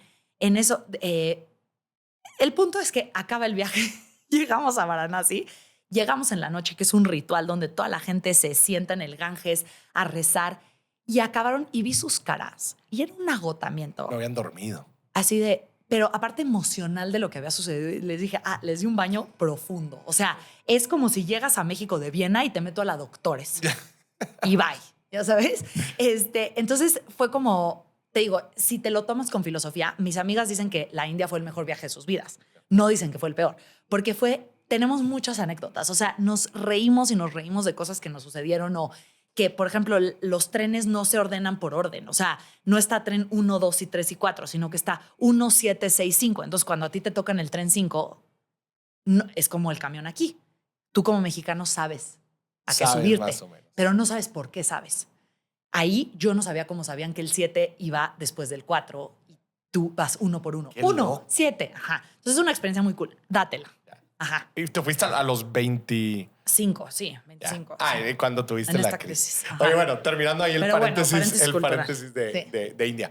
Entonces, lo primero que tú planteas como para aterrizar esto es transparencia y que esta falta de institucionalización de este tipo de empresas a la larga termina mermando el crecimiento. ¿Por qué? Mucho. Porque te cierras las puertas a instituciones financieras, a inversionistas, en general a capital. A capital y a relaciones públicas, a que tu empresa se conozca. Porque en México tenemos empresas familiares que son increíbles. Chingones. Y nadie nunca se va a enterar que existen. Y entonces, si te das cuenta, por ejemplo, he estado, o sea, leyendo, no sé si puedo decir esto, pero bueno, leyendo un poco de la historia del Moro, de la churrería, y cuando llega la nueva generación, cambian esta mentalidad de transparencia, de institucionalización. Tienen una empresa tan chingona hoy que digo, no hubiera sido posible con la generación anterior hace 50 años. Hoy están haciendo cosas impresionantes, ¿no? Por eso, porque pueden con esta transparencia. ¿Será un cambio generacional también? Puede ser. Ojalá sí. El problema es lo que tú dices, que te entrenes en otro lado, porque sí lo que veo mucho es el hijo que entra a la empresa que solo tuvo una visión, que es la visión del papá. Sí, híjole, pues va a seguir lo mismo. Entonces se sigue el mismo esquema y nunca rompes. Ese es un problema. Esa es la primera que diría. Y otra que digo bien importante, que antes yo la peluceaba cañón, es el tema de la visión. Okay. Para mí la visión era como algo que escribían los de marketing y nunca nadie leyó y se me hacía súper estúpido, ya sabes. Y hoy lo veo y digo, la visión, y puede ser numérica o lo que sea, pero ¿qué estás tratando de construir? Sí es clave. Cuando tú ves a estas empresas que cambiaron al mundo, todos los fundadores tenían una visión muy clara de qué iban a hacer. Y esa visión cambió, ¿ok? O sea, fue cambiando. Pero, por ejemplo, ahorita mi hermano me compartió una historia bien bonita que mi hermano tiene una empresa de e-commerce y tienen 2 marcas, ¿no? Twins and Icons y Nuke and Scent. Y mandó un mail cuando solo eran 2 empleados que decía, nuestra meta del año es vender 19,000 unidades. Y llegaron a 75,000 por marca. Ahora. Y entonces, tener esa visión, o sea, ahorita lo que pensé fue, el hecho de que tú tuvieras ese número 19,000 unidades te llevó a vender 75,000, ¿sabes? Entonces, creo que la visión sí importa. O sea, ¿qué estoy tratando de crear? Algo más grande que yo, ¿en qué sentido? ¿No? O sea, por ejemplo, voy a hacer el café favorito de los regios. Y tal vez luego eso se convierte en el café favorito del mundo y no importa, la visión va cambiando, pero sí tenerla clara. Pero sí hay un arte al definir una visión. Tú lo dijiste ahorita, oye, tu hermano tenía un número muy tangible, decir, esto es lo que le estamos tirando. Esto es lo que quiero. Y lo estamos revisando a ver si estamos llegando o no. Y es un riesgo, ¿no? Porque tal vez invertiste para 19,000 unidades y vendiste 8,000, ya sabes. Sí. Entonces, conlleva un riesgo la visión, pero creo que no la veo. Siento que cuando emprendes, y lo digo porque yo fue así, con Rapothecary emprendes al chile. O sea, como que llegas y dices, a ver, ahí se va. Y entonces eso te come tiempo. Maca, emprender o tener un negocio en México es como jugar el juego en ultra difícil comparado, por ejemplo, con Estados Unidos. Hace poquito Fui a dar una gira Sí. a Houston y estuve allá también entendiendo un poco de cómo funciona la dinámica empresarial en Estados Unidos, es donde el juego se trata de que el dinero fluya, que no se salga de Estados Unidos, pero que fluya en general, ¿no? Y eso con base a confianza, etcétera, y pues obviamente un sistema judicial también muy, muy fuerte. Sí. Aquí en México Sí se es juegan ultra difícil. ultra difícil. Está cabrón. Dos cosas. Una, me regreso a la transparencia. Regreso al punto de mi hermano. Mi hermano vivió en Estados Unidos mucho tiempo y ahí hizo su carrera profesional y ahora está regresando a México, ¿no? Y a emprender aquí. Me dice, está cañón que no hay una comunidad de gente del e-commerce donde haya full transparencia de lo que les está pasando. Ok. Yo estoy acostumbrado a que en Estados Unidos tú te sientas en una mesa y tú sabes cuánto vendiste tú, qué problemas te estás enfrentando, exactamente qué te pasó con la diseñadora que contrataste, qué te pasó con la logística, en dónde invertiste que no te funcionó y lo sabes con números y la gente es súper transparente. Y aquí le está pasando que es como, me va bien. O sea, ¿pero qué es bien? ¿Vendes 1,000 pesos o vendes 100 millones de pesos? ¿Qué significa Sí. bien? ¿No? Entonces, esa transparencia creo que pasa. Y sí, la otra, el tema legal es bien complicado porque la gente hace negocios en México sabiendo que un non-disclosure agreement es imposible ejecutarlo. Sí. O sea, yo firmo diario NDAs y tú seguramente también cuando creas contenido todas las marcas y me da risa. Me dicen, no lo vas a leer. No hay poder humano de que esto sea ejecutable. O sea, Sí. me podrías decir que estoy firmando mi riñón al CEO de la empresa y esto nunca se va a ejecutar porque no funciona así el sistema. Y los contratos, por eso las relaciones personales son tan importantes para el emprendimiento en México, porque tú tienes que confiar en la persona con la que estás haciendo negocios, porque no confiamos en el sistema legal. Entonces, yo, por ejemplo, mi esposo que tiene una arrendadora me dice, yo lo que veo es los comportamientos históricos de la persona. Yo podré tener el mejor contrato, pero el comportamiento histórico es más relevante, porque si yo veo que paga sus deudas a tiempo, le puedo dar un arrendamiento. Oye, tienes al mejor abogado y el mejor contrato. Entonces sí siento que la jugamos en ultra difícil, pero tenemos una ventaja cabrón. A ver. Que en fondos de capital se llama el Time Machine Investment, que es que vemos lo que sucede en Estados Unidos y creo que ahora vamos a decir en Asia, o sea, en Asia y en Estados Unidos, y luego de 4 o 5 años lo Acá. vivimos aquí. Ya. Y ver el futuro es un superpoder. Sí. Entonces, Claro. a mí me pasa mucho que veo y digo, por ejemplo, en temas de inteligencia artificial, ¿no? Que ya las empresas en Estados Unidos ves cómo lo están implementando. Los ClickUp, por ejemplo, que está poniendo un super sistema de inteligencia artificial para servicio al cliente, Klarna, todos ellos. Digo, los consultores ahorita deberían de estar. Y están, ¿no? Porque McKinsey y todas las consultorías están a full con ese tema, pero ya sabes qué va a pasar. Entonces, ese es un superpoder que no tienen en Asia o en Estados Unidos. Que ves muchas historias de emprendimiento acá en México que todas son muy similares. Todas. La gente se fue a hacer el MBA a Estados Unidos, se copiaron un modelo. Dijo, este está bueno, me lo copio. Esto está jalando Claro, chido acá, me lo claro, llevo a güey. México. Ese es como Sí. que Y ese superpoder está cañón. Sí. O sea, yo lo veo hasta en creación de contenido. Te fijas y dices, están hasta en cosas como están cambiando el estilo, ¿no? Los podcasts se están yendo a comentario. Hay mucho podcast individual. Tal vez eso va a pasar en 2, 3 años. Entonces, es un superpoder que nadie más tiene. Oye, ahora que te estás metiendo mucho a AI, ¿cómo lo ves a nivel empresa y también a nivel sistema? Neta, estoy muy emocionada de que tenga 30 hoy. O sea, te juro que siento Nos va que a tocar un... O sea, Sí. creo que el mundo está cambiando como le tocó en los 90s a los que tenían 30 en los 90s, o, ¿sabes? Sus carreras profesionales van a cambiar. Estamos en un momento donde podemos ser los primeros en implementar cosas que no nos había tocado, ¿no? O sea, como que en los 90s, pues, digo, ¿cuántos años tienes? Igual que yo, ¿no? Como Es 35. la única cosa que no puedo revelar, Ay, no. pero andamos por ahí. Sí, 35, yo diría. Yo tengo 35, no lo revela, pero sí en los 90s, pues no nos tocó, no estábamos en el prime de nuestra vida profesional. Y ahorita lo veo y sí creo que el mundo está cambiando. Creo que la estructura de cómo funciona esto no lo tenemos que estudiar a fondo y ahí te va a qué me refiero. En el tema de inversiones, por ejemplo, hay que entender que la inteligencia artificial no son solo creadores de softwares o creadores de modelos de lenguaje, que es lo que vemos en las noticias. Ahorita, por ejemplo, uno de los topics de GBM es una empresa que hace una parte de las máquinas que se usan para producir los chips que power y la inteligencia AI. artificial. Y esa empresa va a partir madre. No tiene competidores, es una empresa noruega. Entonces, hay que entender cuáles son las piezas que juegan. Porque como en su momento, o sea, te digo que me emociona surreal, porque en su momento la ley de Moore era que fue como en los 90s o como principios de los 90, decía, cada 2 años los semiconductores se van a reducir a la mitad y van a tener el doble capacidad. Y esa ley ya se pudrió porque ya pasaron 30,000 cosas. Y ahora hay una nueva ley que se llama como la segunda ley de Moore, que tiene otro esquema totalmente distinto, pero es mucho más agresivo.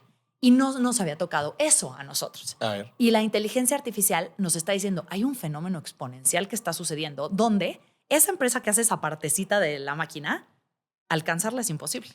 Porque la tecnología se mueve tan rápido que si tú hoy tuvieras billones de dólares, no podrías hacer lo que esos güeyes hacen. Ya no puedes alcanzar. El dinero no es el constraint, es el tiempo. Entonces, porque hay mucha la discusión de, ok, está esta empresa noruega, ¿no? China, el gobierno de China, podría juntarse y juntar cuántos billones de dólares quieres. Los que quieras. Y decir, vamos a desarrollarlo. ¿Por qué no lo han hecho? Uno, porque si empiezan hoy, ya van a ir años atrás. Sí. Y la otra es que el talento no existe. Entonces, no solo el desarrollo de la tecnología, es el desarrollo del talento. Estos cuates ya llevan desarrollando ese talento que sabe operar las máquinas, que las sabe llevar porque además esas máquinas en específico que hacen los chips se necesitan como 10 aviones 737 para transportarlas y gente especializada para hacerlo. Entonces, sí realmente es como, si no te pones al pedo, esta ola se va mucho más rápido de la que se fue en su momento. Que quizás lo que hacen las empresas o gobiernos es como, ok, este track ya no lo alcanzo, déjame abro otro track. O veo al futuro y veo esta gráfica y digo, ok, no me voy a volver un maquilador, pero ¿cómo aprovecho lo que sé que va a suceder? O sea, voy a tratar de construir sobre ti. Voy a tratar de construir sobre ti. Entonces, creo que es un mundo bien interesante que le da hueva a la gente porque es muy técnico, pero creo que no lo necesitas entender a fondo técnicamente, más bien entender, o sea, es que te digo, me remonto mucho a los 90s cuando empezaron las computadoras personales, que es, ay no, una computadora, ¿para qué la voy a aprender a usar? No, es que sí tienes que aprenderlo a usar porque si te quedas atrás en las computadoras, no te platico el iPhone, hermano. O sea, cuando haga ese brinco en los siguientes 3 años, entonces me emociona mucho. O sea, veo compañías que digo, por ejemplo, yo estoy obsesionada con NVIDIA, que es la que no hace los chips, porque esa es otra cosa. NVIDIA solo los diseña. Y dices, ¿cómo? Toda esta ¿Y dónde industria los hacen? Los hacen en Taiwán u otra empresa que es otro miembro de esta cadena que se llama TSMC, que es muy, muy grande. Y dices, wow, cambió toda la industria. Y los que se quedaron atrás se pudrieron. Intel se pudrió. Intel diseñaba y fabricaba. ¿Qué crees, hermano? Fabricar está dificilísimo, ¿no? Esta nueva ley de Moore dice que cada, creo que 10 años, se va a multiplicar por 10 el costo de fabricar los chips. Cada vez va a ser más caro. ¿Por qué? Porque la tecnología, imagínate. Sí, los chips van... Ya tienes que... No entiendo nada de esto y lo que voy a decir es una estupidez. Ojalá no lleguemos a ese mundo técnico del internet. Pero dale que, güey, antes cortabas el cobre con una tijera y ahora lo tienes que cortar con un super rayo láser porque tiene que ser una cosa chiquititita, ¿no? Entonces... O sea, la complejidad va aumentando el chip, entonces y el costo va aumentando y el costo del talento va aumentando y entonces tu empresa cada vez se hace más cara. Entonces, sí, genuinamente creo que es... O sea, estoy muy emocionada. Y de todo eso, o sea, ¿qué es lo que... De todo eso que te emociona, qué es lo que más, como dices, esto que quizás ahorita, quizás no es una realidad hoy, pero dices, pero en 5 o 10 años esto es lo que... O sea, ¿quién es? Ahí te va. ¿Quién va a ser en 5 o 10 años la empresa que tenga la visión de empezar a crear hoy lo que se va a usar en 5 años? Hoy, crear el concepto sin la tecnología disponible y que en 5 años tenga la tecnología disponible. Pongo un poco el ejemplo de Avatar, que James Cameron cuando escribió Avatar no existía la tecnología para hacer Avatar. Pero dijo, pero un día va a salir chingón. ¿Quién es esa empresa? Eso es lo que me emociona. O sea, ¿quién está pensando hoy en el futuro sin tener sin poderlo ejecutar? Que dentro de ese mismo tema es algo que se le recrimina mucho a Apple, que dicen, Apple ha dejado de innovar, ¿no? Yo creo que sí. Ya nada más le está dando vueltas a los mismos productos, nos está vendiendo los mismos productos tantito mejorados. Pero ¿dónde en verdad estuvo la innovación de Apple? ¿Dónde está ese disruptor que llegó con el iPhone, no? Tengo una teoría que mucho está pasando en secreto, porque ahorita estamos en una era de investigación como más bien matemática y física. No lo estamos viendo en productos al consumidor. Entonces, por ejemplo, Microsoft ahorita acaba de anunciar que encontró un elemento que probablemente los ayude a crear la próxima computadora cuántica. Ahora. Pero estamos hablando de un elemento de la tabla periódica. Pero todavía está en la parte Estamos técnica. hasta atrás, ya sabes. Entonces, muchas cosas están pasando en secreto. Mi teoría por qué Microsoft lo comunicó fue porque se empezó a hablar mal de Microsoft otra vez. Así de, Microsoft se está durmiendo en sus laureles. Y dijeron, espérate.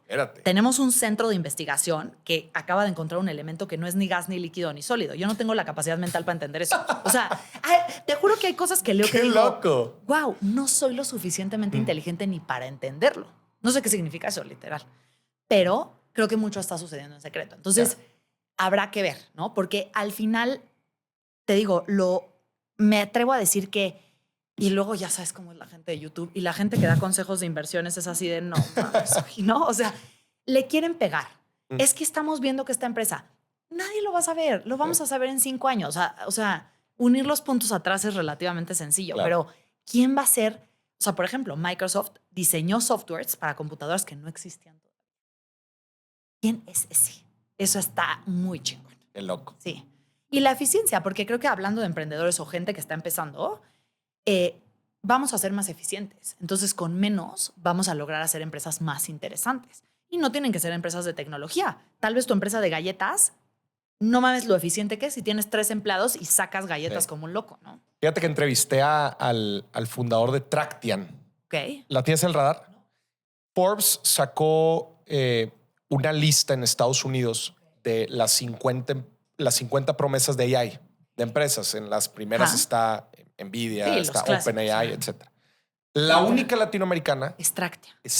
Y estuvieron en el podcast hace algunos episodios. Les recomiendo el episodio. Ay, me voy a aventar un deep dive a ellos. Sí. Son ellos, ¿qué hacen? Fundamentalmente, ellos son como el cerebro de inteligencia artificial en la industria. Okay. Por ejemplo, si yo tengo una maquila de autos, ¿verdad? Haz de cuenta que estos güeyes me ponen todos los sensores y sistemas en las máquinas. Entonces, ellos me pueden decir, Maurice, tu máquina va a fallar en 2 semanas.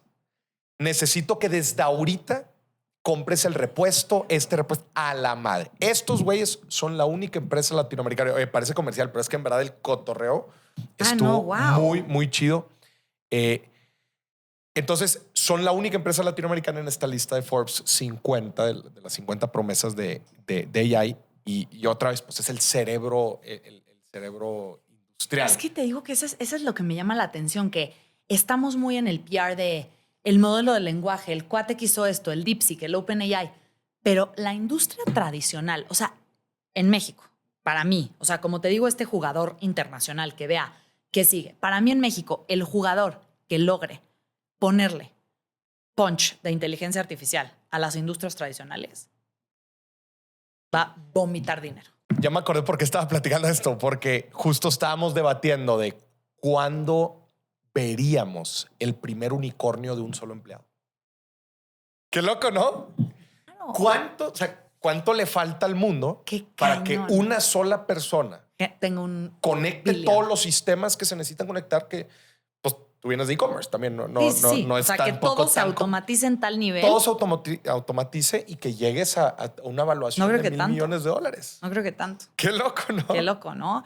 Sí, o sea, te digo, por ejemplo, como sucedió en su momento en el e-commerce, en Latinoamérica, que hubo muchas empresas de las que nunca vamos a oír, que lo que se dedicaron fue a digitalizar las cadenas de tintorerías, a digitalizar la industria acerera, la industria del azúcar, quien haga esta palabra que, ¿no? O sea, quien le ponga inteligencia artificial a estas industrias tradicionales. Oye, te platico otro caso de uso, se me hizo bien interesante. Estuve en South by Southwest el fin pasado, un evento de emprendimiento y tecnología. Increíble. ¿Ha sido? Sí. No, o sea, siempre lo consumo y no sabes, me ha tocado una pinche mala suerte que nunca puedo ir. La neta, sí, dátelo. O sea, me urge ir.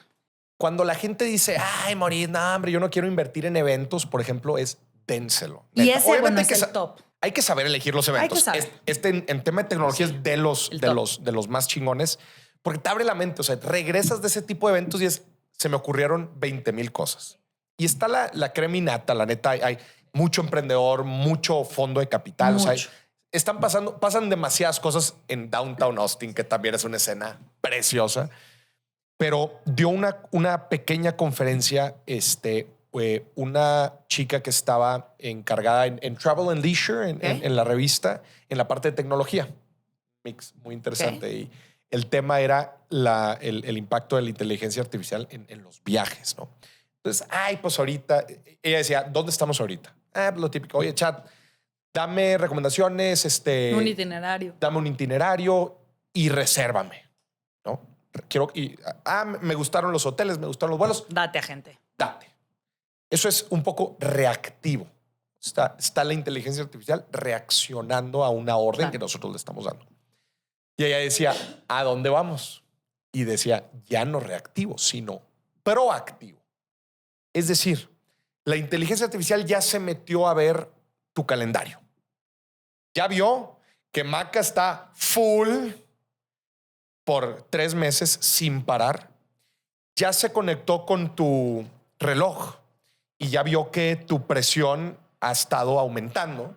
Te urge un spa, Maca.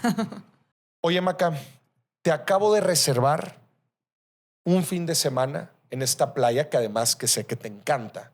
Porque encontré un descuento en esta plataforma y adivina qué, te salió 30% más barato de lo que normalmente te sale un viaje y es el momento exacto para que te vayas de viaje porque adivina qué, regresando de viaje tienes otros 3 meses igual de fulles que los pasados. Entonces, si no es ahorita, es nunca. Y yo inteligencia artificial, creo que es el mejor momento para irte. No te preocupes, ya está todo buqueado.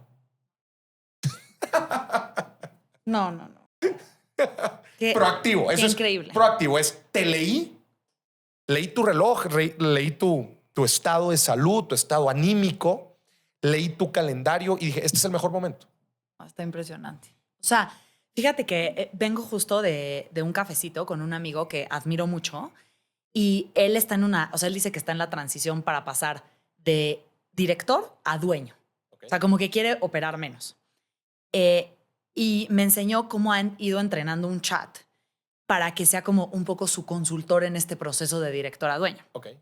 Y literal me enseñó una conversación que tuvo hoy que era como, oye, es que a veces me da miedo contratar, porque cuando contratas, muchas veces hoy es demasiado cara esa persona que vas a contratar para el rol que va a jugar hoy. Okay. Pero va a ser óptimo para el rol que va a jugar en 6 meses, ¿no?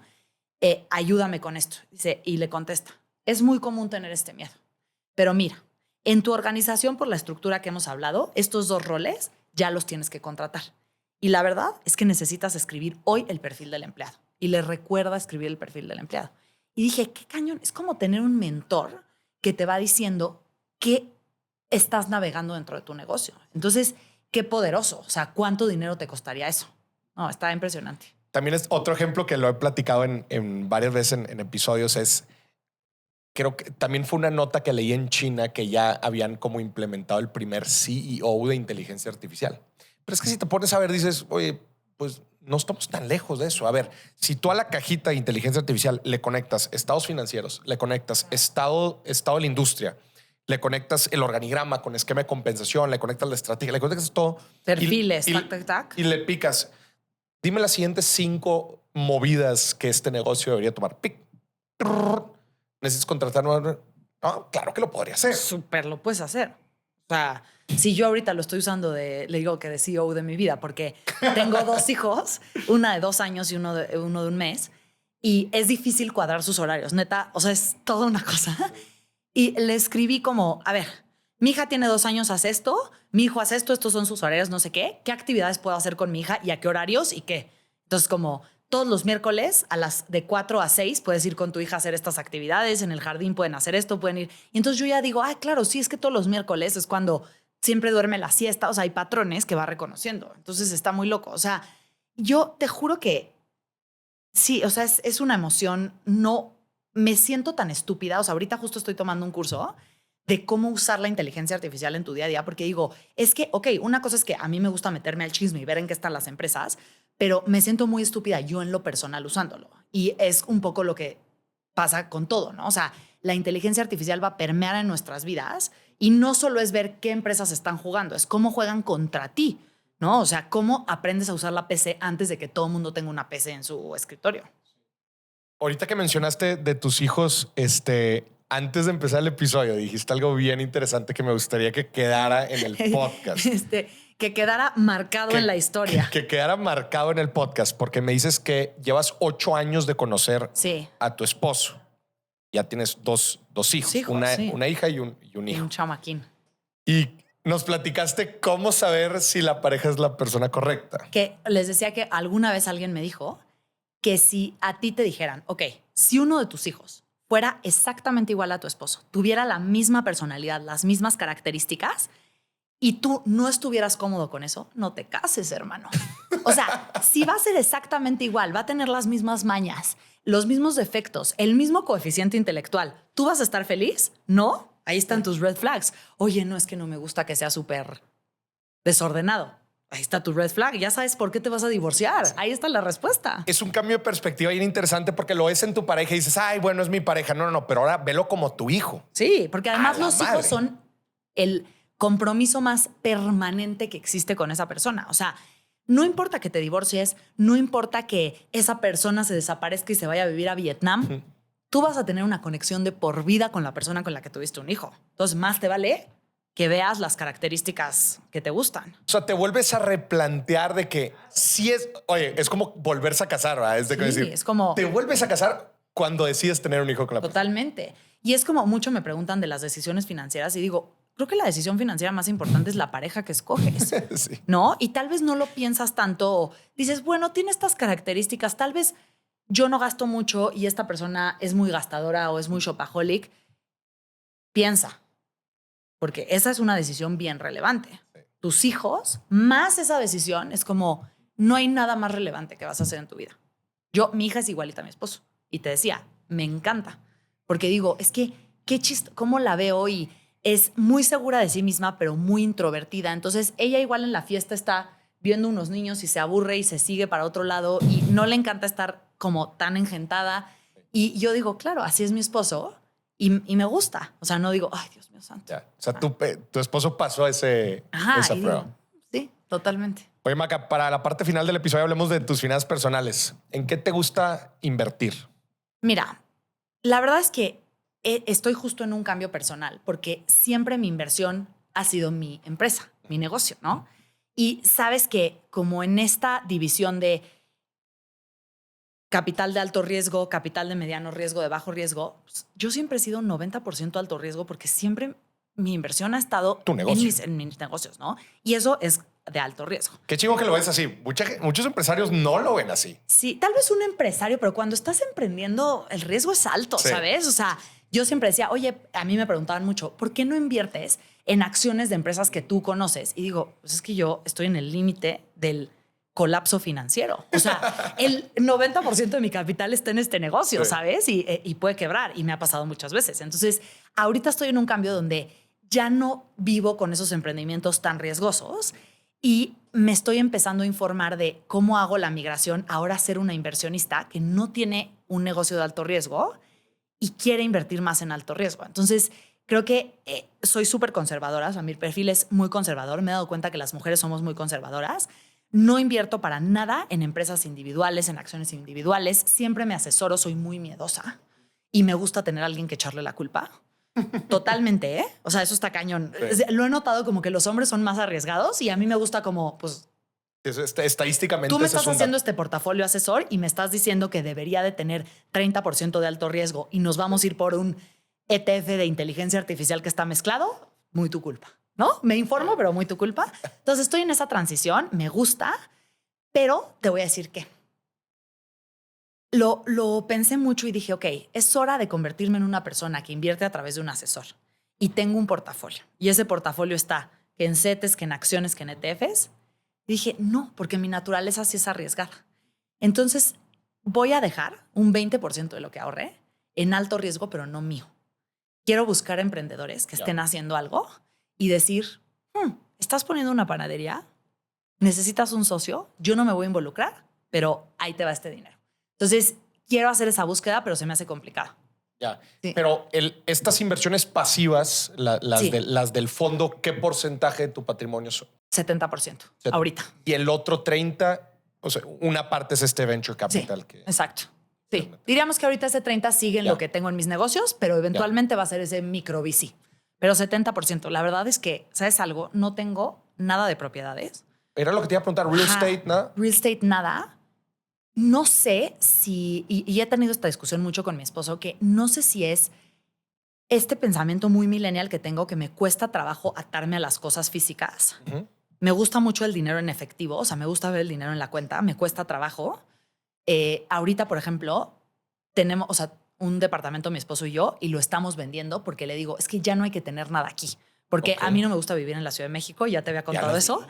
Entonces me quiero ir y no quiero nada físico que me ate. Ok. No quiero regresar aquí para nada. No quiero tener que rentar, no quiero tener ninguna razón más que ver a mis papás y a mi hermano. Y ya. Entonces, sí me lo han cuestionado mucho. Yo sé, no sé, tú inviertes mucho en real estate, ¿no? O Sí, sea, una estás parte. estás involucrado en eso. Y es el mundo físico a mí no me gusta. Ya. Ujú. Pero bien interesante esta visión que tienes específicamente en la Ciudad de México. ¿A dónde te gustaría irte? Me voy a ir al sur de España, a un pueblo. Ah, sí, ya me habías dicho. Me voy a ir a vivir al sur de España, a un pueblito que esté cerca de o Málaga o Alicante. Fíjate que Por ahí. ¿es Andalucía? Sí, Porque conozco bien Andalucía. sí. Ah, no me digas, ¿por Sí. qué? Jerez, Sevilla. Ah, mira. Jerez, Sevilla. ¿Qué más está por ahí abajo? ¿Por qué? Una exnovia era de allá.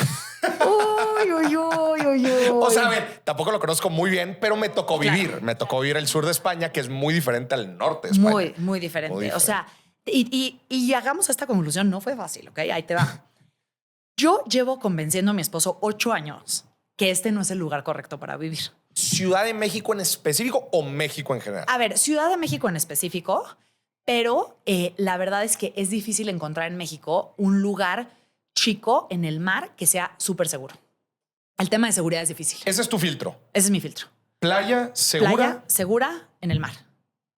Playa segura chica. Playa segura chica. Sí, obvio. Playa en el mar. Playa güey. segura. Chica y chico, meaning como entre 10,000 y 50,000 habitantes. O sea, no 200. Es muy chico. Sí, pero como 10,000, 50,000. ¿Ok? Porque tengo un amigo que se quiere vivir en un lugar que literalmente tiene 700 habitantes. Le dije, no, ahí sí no. O sea, 10,000. Yo originalmente quería montaña chica en un lugar que hablan eso es clave. O inglés o español. O sea, no tuviera que aprender un nuevo idioma porque me voy a ir joven y no quiero aprender alemán ahorita, la verdad. O sea, no estoy para eso, ya sabes. No tengo tiempo. Pero mi esposo le gusta mucho el calor y el mar y pescar y así. Y entonces dije, vamos a playa. Vamos a hacer playa. Y él estaba, no, yo soy de ciudad, a mí siempre me ha gustado la Ciudad de México. Y durante 8 años he plantado pequeñas semillas en su cerebro. Y entonces de repente vamos de viaje y nos quedamos en un lugar, en la playa, de 10,000 habitantes. No, hombre, lo andas armando. Y le digo, qué bonito viaje tuvimos, viste qué tranquilos, cómo la pasamos, te fuiste a pescar, yo me fui a correr, tú compraste un quesito acá, cenamos rico, una vida más tranquila, no nos encontramos a nadie en el camino y ahora siento que estoy cerca. No cerca porque pues es un plan, los dos tenemos negocios y, ¿no? O sea, estamos hablando de un plan a mediano plazo, pero siento que este año voy a dar la estocada final. Este año, o sea, este año le vas a decir, nos va. Este año le voy a decir, este es el lugar. Y lo vamos a encontrar, el lugar final. Oye, Baja California, no sé, ahorita que estabas diciendo, dije, La Paz. Conozco una persona cercana que se acaba de ir a vivir a La Paz porque quería características muy Parecidas. similares. Ahí te va. Si no tuviera hijos, me iría a La Paz. Ahí te va, ¿qué me pasa? La mitad de mi familia vive en España. Y mis primas crecieron muy distinto a mí. Y yo siempre les tuve mucha envidia. Porque yo veía que ellas tenían, no sé, 8 años y se iban con sus amigas al parque. Y yo era como, ¿cómo? O sea, te saliste de tu casa y te fuiste al parque. Yo nunca viví esa vida. Yo nunca fui a ningún lado sola, ¿no? O sea, en México no existe esa experiencia tan independiente. Entonces, si no tuviera hijos, estaría a todo dar, pero sí me gustaría que mi hija experimentara una vida independiente de mí desde chica y que no fuera tan... No, solo te mueves en esta zona, pero sola jamás. O sea, ¿tú alguna vez saliste de tu casa y te fuiste así a chingar a tu madre? No. Pues depende a qué se refiere, a qué te refieres con a chingar a tu madre, pero Pero así de que nadie te localizó 6 horas. no, tampoco Jamás. no. sí salía mucho con mis primos, salía mucho con mis hermanos. También, digo, éramos 5 hermanos. Sí. Íbamos al rancho, tenemos un rancho ahí en Monterrey. Ay, digo, qué sí cool. disfrutamos aparte de Monterrey en esa época, Entiendo. cuando yo era chico, pues sí había cosas que se podían disfrutar un poco más, a diferencia, me imagino, No, aquí de la es Ciudad de imposible. México. O sea, aquí no se puede. Y además, así como me voy y nadie me localiza, bueno, yo no conozco a nadie que haya hecho eso, ¿no? O sea, casi imposible. Entonces sí me gustaría que experimentaran eso. Qué chido, qué bonito Sí. que... Y entonces, este año dices, vas a... Este año lo voy a convencer del lugar, Ya. que para mí es la pieza que falta, porque ya que tengamos un lugar, para mí se acorta el timeline a 3, 4 años. Muy cañón. Ajá. Y la verdad que pensamos que el lugar era Málaga y no es. Ya que fuimos y estuvimos ahí, fue como, estuvo bien, pero este no es nuestro lugar. Este no es el que nos está llamando. Sí. Maca, la mejor forma de duplicar el dinero, en tu opinión, es... Emprendiendo. ¿Qué industria te gusta ahorita? La que digas, gente, si quieres emprender pero estás en ceros. Y no tienes nada. Mm. Bueno, si no tienes y tienes muy poco capital, e-commerce, Sí. definitivo. E-commerce. 100%. Con muy poco puedes hacer mucho.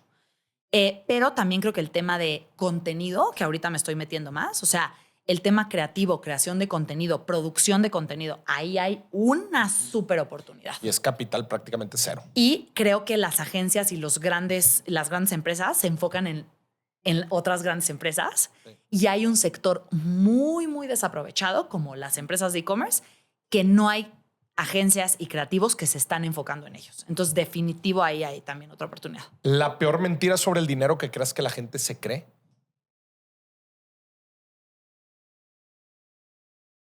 Que el dinero se ve. Que el dinero se vea. El dinero no se ve. O sea, a mí me sigue pasando que me dicen, no, ¿y cómo le va de bien a este güey? Güey, el dinero no se ve. Esa es la principal. O sea, ayer tuve una discusión con alguien que me dijo, wow, qué cañón. Se compró un departamento y yo, el dinero no se ve. Yo sé esa historia y está quebrado. Entonces, el dinero no se ve, señores. Que muchas veces cuando haces cosas que se vean es porque estás escondiendo algo. Totalmente. O sea, falta darte una vuelta por los restaurantes de Polanco y pensar, wow, ¿cuánto gana esa gente? El dinero no se ve, no tienes ni idea. Qué chingón. Sí. Maca, qué buen cotorreo nos acabamos de Sí, de aventar. verdad qué gusto. Gracias Qué por chido. invitarme. Qué bonito lugar. Espero que este audio, pobre ingeniero de audio, porque CDMX. Pasaron como 5 ambulancias. Coches, patrullas, o sea, se logró, pero de verdad muchas gracias. No, y gracias por abrir un espacio en tu agenda. Sé que ahorita andas como loca con los hijos Caray. también. Pero bueno, y seguramente nos seguiremos viendo también en eventos, porque Sí. nos conocimos en un evento hace algunos meses. Fíjate que no me encantan los eventos. La vida real no me encanta tanto, Ya. pero este año voy a ir a más. Me voy a animar. Sí. Ah. Será bonito verte por ahí. Sí, qué gusto. Mi querida Maca, nos veremos. Espero que esta no sea la última vez que estés aquí en Dime Si Billetes. Pero Gracias. echen buenos comentarios para que me inviten otra vez, señores. Sí. Gente, gracias. Nos vemos. Bye, bye.